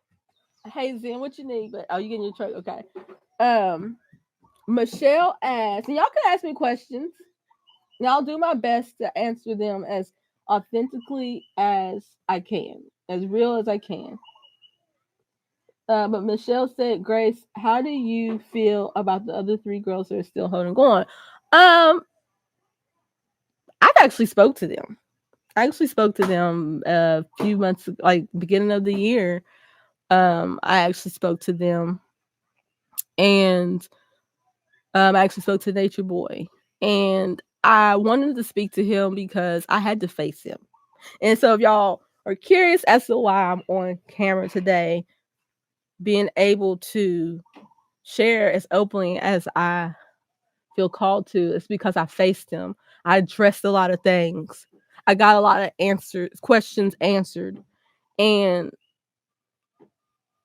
even Ketzel was talked to him too. We both talked to him, and then we were able to see the manipulation. It was like we were able to see, like, oh my God, he's manipulating us. Like, he is really trying to like finesse us. And Y'all, I wish that her and Ketzel, aka Rambo, would write a book. That would be really cool to see it from a couple's perspective of how they had to maneuver throughout the cult. he's manipulating us. Like, he is really trying to like finesse us. And it was funny to me and Ketzel. It was hilarious how he was just like, wow, we almost fell for it again. Right. But we had a good conversation, and there was a lot of apologies and forgiveness. Like, I forgive Nature Boy. I forgive him. Like, I'm not holding on to nothing, child, because I'm not taking him to my other life. No, you better forgive everybody that did harm to you or that is heavy on your heart, because if you don't, you're going to have to learn that lesson in your next lifetime. So I forgive him. Like I said, I forgive you, Nature Boy. But I'm definitely going to let you know that you hurt me and that I did not like what you did. I let him know. But then he started calling a little bit more, and then guess what? I almost fell into the trap. And I was just like, wow, like, he is good. If you're not consciously aware, I can see how he can manipulate your mind, like, to where you're like, and then you get into this space with him, and it's kind of hard for me to explain it if you haven't been in it, but to the point where you go into this trance with him, where you just kind of want to give him and agree with everything that he's saying, and it's like a fear. And then I realized, I was like, oh, and then we started talking about some inappropriate stuff, and I was like, oh no, Grace. I was like, you gonna have to conquer this the dragon within you. You're gonna have to face him. You're gonna have to stand up to him, because you're gonna have to set boundaries. That's your problem. Is that you don't have a boundary. He needs boundaries. You can't let him just say and do whatever he wants. Now you just why his ass is in jail, because he had a whole bunch of people around him that did not give him boundaries. He just let him just say and do whatever he wanted. He was reckless. So then I let the ladies know. I was like, I need to talk to him. Here's some money. Have him call me. That's when we could talk to him. And I addressed him. I was like, look, what we were talking about, because he wanted me to leave Ketzel and Zen and to go be with the women and wait for him to come out of jail. And I'm like, what?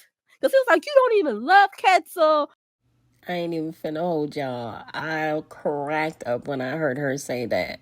Eligio Bishop, aka Nature Boy, aka Three God, thought that Stephanie, aka Serenity, aka Faith, aka Grace, was gonna go on ahead and leave Rambo and her, I think her son is 5-year-old son, to go and wait at Mama Cookie's house with the wives. Yo, he crazy. Come out of jail. And I'm like, what? Because he was like, you don't even love Ketzel, and you know you want to be with me. And I was like, and leave my child? I was like, that's the remedy because I don't love Ketzel or Ketzel don't love me, that the best thing for me is to leave him to be with you. You are in jail. And they are just there waiting for you. Like, what? Like, how is this going to go? And then that's when I realized, I said, no, I'm going to have to talk to him. I'm going to have to address this because if I ever talk to him again, or if he's going to be a present force in my life, there's going to be a guideline with how we're going to discuss this. So he ended up calling me and I let him know, like, look, that was inappropriate. The things that we were talking about, I can't let you talk to me like that because regardless if me and Ketzel's relationship isn't what you think it is, that's still the person that I'm with. He is taking care of me. He is the father of my child. And I just think that it's disrespectful for me to talk, to let you talk to me in this way and to have this type of conversation. Like, just a lot of like flirting. And it made me see why the relationship with me and Ketzel was challenging because I didn't have a boundary with him. Him was cool. He said whatever he was saying. I'm like, no, that's disrespectful.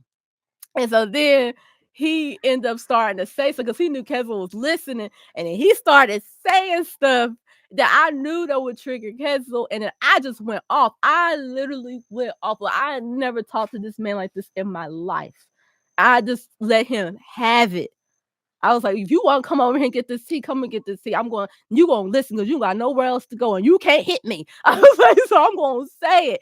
And after that, I got on the phone and Kessel said, what I just witnessed was the student becoming a teacher. And it was the most liberating thing that I did because I had to face that. I did not want to run away from him. I did not want to be afraid of anything.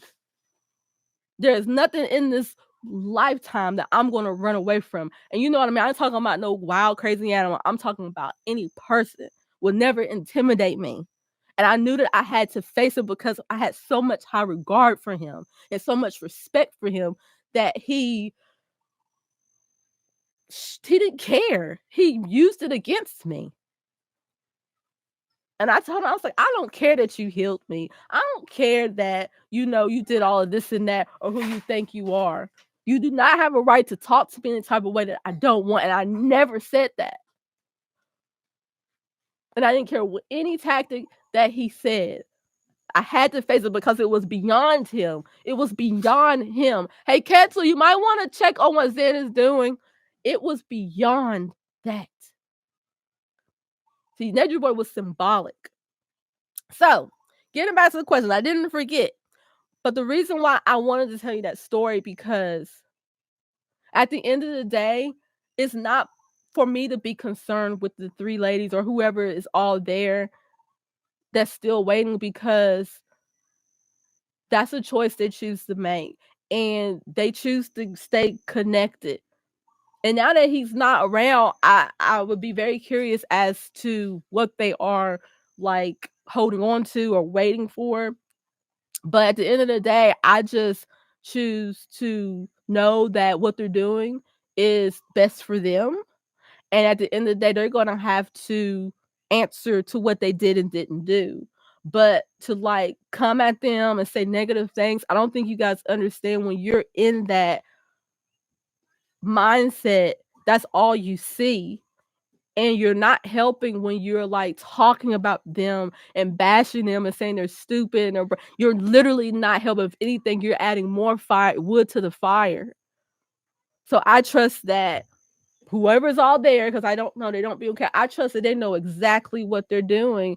And, but I'm telling you, it's not that easy. Once you get into that trance of him, he has a way of manipulating your mind to make you be like, wait, what? Like, and I was like, wow, I did not realize it until I pulled out of it for so long.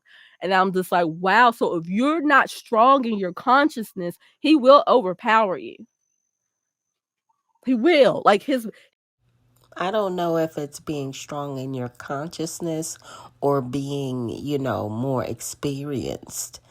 I think what happened is Eligio Bishop, aka Nature Boy, aka Three God, caught many of these people when they were young and impressionable. Will overpower you. He will. Like his mind, the way his mind works, if you're not solid within yourself, he will overpower you. He will every time. And I'm like, wow. I was like, man. Okay, but you just have to be aware of that. And if these women, hey Katzel, did you see him? You're okay with that? Oh, okay. I was just making sure.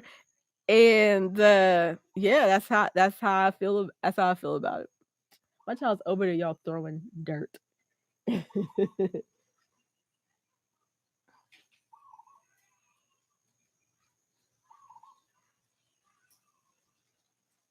Oh, Robin said, so this comment was for closure. No, this conversation was for acceptance. This conversation was for revealing and not closing that part of myself off, because I was really disappointed with how everything happened. And I really believed in this thing that I had got myself into. And I shut myself off and tried to ignore it. But now I'm like, no, this is also a part of my journey. And this is something that I want to talk about. Whether anybody will listen to me or not, this is something that I want to share. And I know there are people that still follow me that share the same perspective as me, that really believed in what carbonation was about and was very disappointed in how it happened, very disappointed in just how it all unfolded.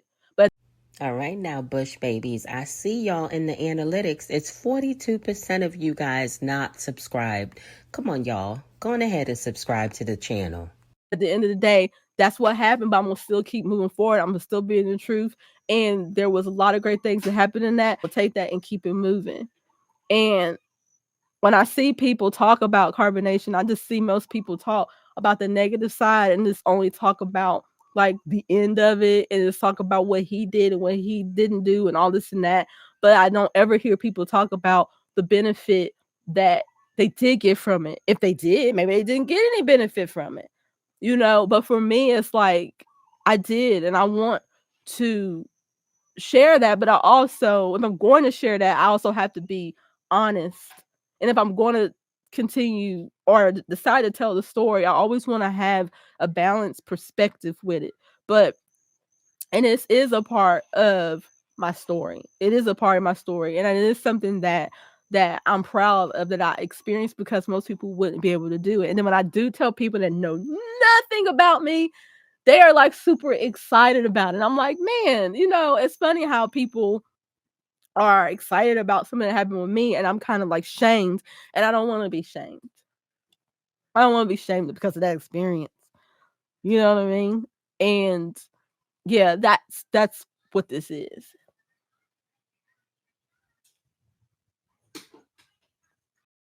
I ain't even finna hold y'all, but I don't honestly feel like any of them have much to be ashamed of, per se.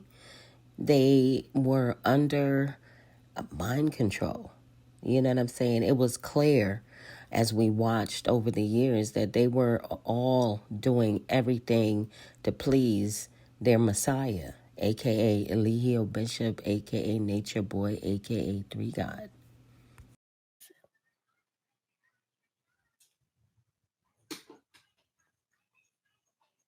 Cancel is the leading. I already know what question the World King is asking.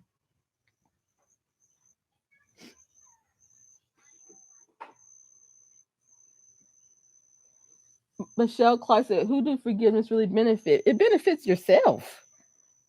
Forgiveness doesn't take away what happened to you. It doesn't say no, that didn't happen to you. Forgiveness liberates you because it happened. Because it happened, forgiveness is what liberates you. Okay? That regardless of what happened to me, I can still carry on. I still got love in my heart. I can still shine my light regardless. I'm not going to allow your darkness to dim me. I forgive you, but it doesn't mean you got to let people back in your life. It don't mean you got to eliminate what they did. That's not what forgiveness is. And I think that's why so many people don't do it, because they think it is taking away when it's really adding.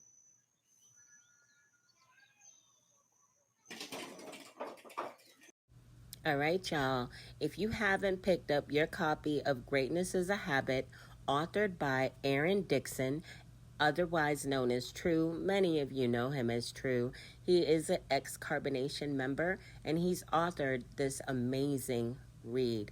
If you are interested in self-development and growth, this book is a good one for you. It's available on Apple Books for $1, guys. I got my copy and I love this book.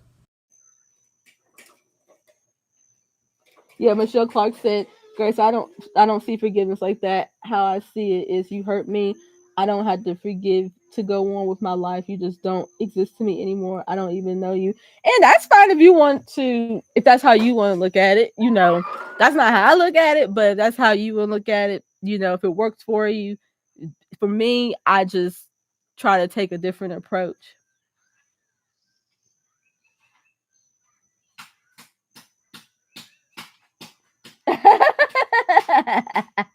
Oh, I thought you were talking about me. I was like, hey. I thought you called me, but I'm like, hey, I own it. Like,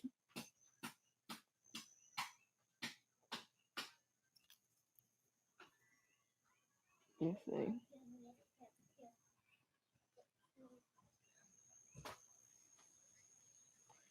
Libby said, "Did you originally choose to be with your husband, or were you assigned to be with him?" I will say I was suggested. That's what I would say. It wasn't like he was forcing. At that time, he wasn't forcing no one to be. I'm looking down, y'all, because of the laptop, but he wasn't forcing us to be together. He just highly suggested it. And then when I knew I did not want to be with Nature Boy no more, I was like, okay, me and Ketzel, we entertained it, and then the rest is history. But look, I'm sweating. But I just remember times where him and I broke up. He would make us get back together. So once me and Kessel got together, and once I got pregnant, then that's when it was a lot of flip flop. And I didn't want to be with anyone. I didn't want to be with anyone, but then I was pregnant.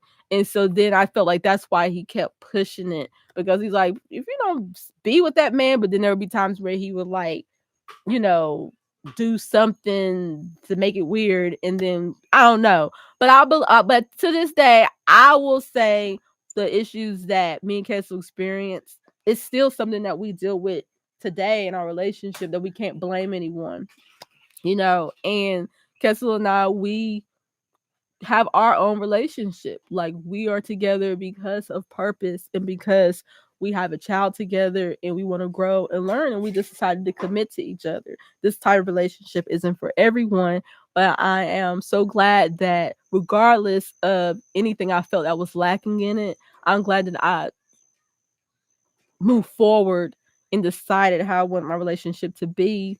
And our relationship is pretty good. Our life is pretty good. You know, we're raising our child. We're living in Hawaii. We're doing really well for ourselves. And so, if Nature Boy want to take the credit for that, thank you. Like, thank you, Nature Boy. Now, the only way that Eligio Bishop, aka Nature Boy, aka Three God, can get credit for how well her life has turned out is if she gives it to him, and I don't think he deserves it. Thank you. Like, thank you, Nature Boy. Because it's like, hey, it seemed to be working out for us, you know. So I wouldn't like be like, he made us. Okay, well, we're doing good. Can't speak for everyone else, but it's like life is what you make it. That's what I had to realize.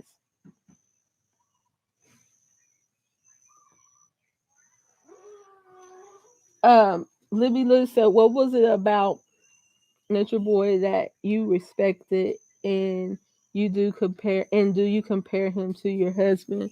I definitely do not compare Kettle and him together because they're two different energies. Like, they're definitely two different energies. Um, but it was hard because I felt like that's what Kettle thought I was doing, but it was like it was very challenging for me because this was my teacher, my higher self. He was the leader. So he had this position where, like, everything goes the way that he wants it. But then I have this man over here, right? And I felt like when I was honoring him, respecting him as the leader, you know, as a teacher, it felt like I was being disrespectful to Kettle. Now that I look at it, I probably was. We probably was being disrespectful. Um, but what I respected about Nature Boy was, despite and where he came from, he created everything that you see today. Even though he's in jail, but you gotta look back what he was able to achieve despite with who he was, where he came from, and just how the world, some of the world, not the whole world, was shaken by that, was influenced by that, that was moved by that, and how he had the ability to attract all these people to him to honor him and worship him. And it's like, what? This is a guy that was an orphan and then came a stripper and gay porn star or whatever and beats women. But look at us. We're here calling him God and worshiping him. Like, if that is not a mind twist, I don't know what is. You know, he defeated all odds of someone that would have all these women coming to sleep with him. Let me tell you, some women would just come there to have sex with him and then leave. I used to see it all the time. I was like, oh my God, they would just come there to have sex with him. Even after you know all these things that he did, hit beating women and being with men in weird ways, and he still was able to attract all these women. I ain't even finna hold y'all, but I already knew there was plenty of women in and out of that cult for that specific reason. There's so many other Carbonation members and supporters that we did not see on camera. There's a lot of them, y'all. With men in weird ways, and he still was able to attract all these women, you know? And it's just like, wow. Like, that's something to where you be like, that is pretty incredible. Like, that is crazy. That he, after everything that he done, he was still able to receive people bringing him money, all this and that, you know. And even to this day, people still talk of him, like, and he's in jail. So it's just like, that to me, I can put my ego to the side and respect that. Like, I can respect, like, that's respect. Like, that's respect. You came from the gutter and you still was called a king by many. I said, that's the respect. That's can't take that away from him.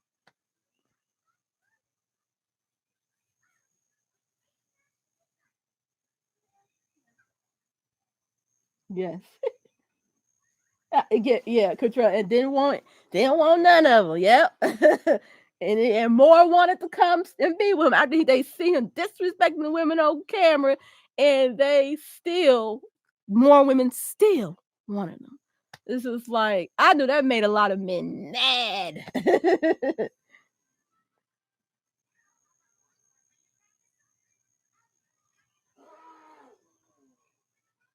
Well, Rising and Rosie said, what happened between you and Jasmine? I remember seeing you with her while, and well, they ended up leaving and going back to Mexico. But what happened with me and Jasmine, and I'm gonna say it in a way that is neutral. That's all I can say. Neutral. Because I don't like talking about people if they're not here to defend themselves as much as I can. But one thing that happened with me was after I left, I I was still very attached to the people. And when you're no longer in carbonation, it's like you don't really have anything in common no more except for that. Like you don't have anything, you don't have nothing else in common but that. If you're not in that, then what do you have? And that was something that I had to realize once they got here, because once they got here, we realized that we really wasn't in alignment to a lot of things of how we wanted to live our lives. And it was really hard to accept that because I did have an attachment to Jasmine because I attached her to that situation. But we didn't really take the time long enough to really develop a real friendship outside of that. And at the time, it was really hard for me to to see my part in it. And I didn't know how to like confront things. There was things that happened that I didn't know how to confront things and address things that probably was not a big deal, but because I'm still growing into building my confidence, and when someone hurts me or violates me in any type of way, I didn't know how to address it. So you see, that's why when I talk about carbonation, I talk about it in the way I do because it's like that energy's still with me. I don't got nothing to do with what went over there. I still don't know how to confront things, you know? I'm still learning. It's still uncomfortable for me when someone hurts my feelings or says and does something to me I don't like. I don't know how to get through it with my emotions and address it and then move forward, and that's it. Like, I'll shut you out. I'll cut it off because I'm like, I don't want to deal with it. I just don't want to deal with it. And that's what happened with me and her. It's like those two things. In my perspective is that we didn't take the time to build a friendship outside of our shared experience. And then we didn't know how to create healthy boundaries and guidelines with how our friendship was going to be. And so if you can't work on those things, then that's what happened. And then they left and now they're in Mexico. And that's just where it is. But then I had to ask myself, like, do I still want to be connected with the people of carbonation? Do they even want to be connected with me? Hell, what is the reason for that? You know? Um, except for that attachment, because we went through what they call a trauma bond, because we went through that experience together. Do we still need to like hang out? Now there are a couple of people that I talked to that we're past that, like they're just cool people and we were cool, we were there, but for the most part it's like that's pretty much all we had in common, and we just move on from it. All right, now, Bush babies, I see y'all in the analytics. It's 42% of you guys not subscribed. Come on, y'all. Go on ahead and subscribe to the channel.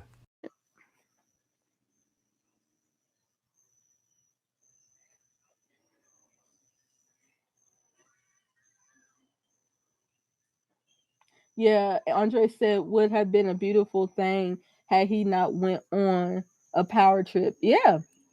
Yeah, and I think that's who I represent. I represent people like Andre that's just like could see the benefit of that situation and it's disappointed that it turned out the way that it did. But maybe it turned out the way that it was supposed to. Maybe it wasn't supposed to be this grand thing. And we continued on through generations and legacy. Maybe it was what it was supposed to be to awaken and shake some of us up. Because I tell you, it changed my life. Like, if you see who I was then and where I'm at now, and somebody that I used to work with, she won't ever come on camera, but she'll tell you, she was like, girl, I cannot believe the way your life turned out. And she's like in awe. Like, I just can't believe it. Like, because she know me and to see what happened. So that's why I'm like, I'm forever grateful for all experiences that has happened in my life. Even that experience, I'm like internally like, thank you for that. And I'm so glad I conquered it and rose above it, was able to keep a perspective that's empowering me and everybody else in it. You know what I mean? It's like, that's how I just choose to want to look at life. And I know that everybody don't want to do that, but just because everybody and some people don't want to do that, does that mean that I can't share that? Because I know there's people that think like similar to me in that situation that really got something out of it. They got at least one thing out of it, and it did change their life in some way or their perspective in some way. And that's who I represent. All right, y'all. So I am back with another great read. This is the Goddess Affirmation book, authored by Janae. Some of you may know her as Nateri. She is an ex-Carbonation member, and she has authored this amazing book. The book is available on Amazon.com. Just search for the Goddess Affirmation book, authored by Janae Newell. Or their perspective in some way. And that's who I represent. I represent that. Other people can represent and call him a villain and say he did all of this and he's a bad person. He's saying, Joe, you go ahead. But I'm the type that all things come from the light. All things come from God. If you can see it that way, and still move with grace, love, and elegance, regardless what anyone say or do about you, because it reveals everything about them. And that's why I never had to come out and talk shit about nobody, because everybody revealed themselves to the world. Everybody that hurt me showed themselves. Everybody that I felt did me wrong, they got what they deserved. Like, it's like I didn't have to be two-faced and backstab and flip the script just because I was hurt. No, I knew in time the truth was going to be revealed, and it didn't need me to intervene at all.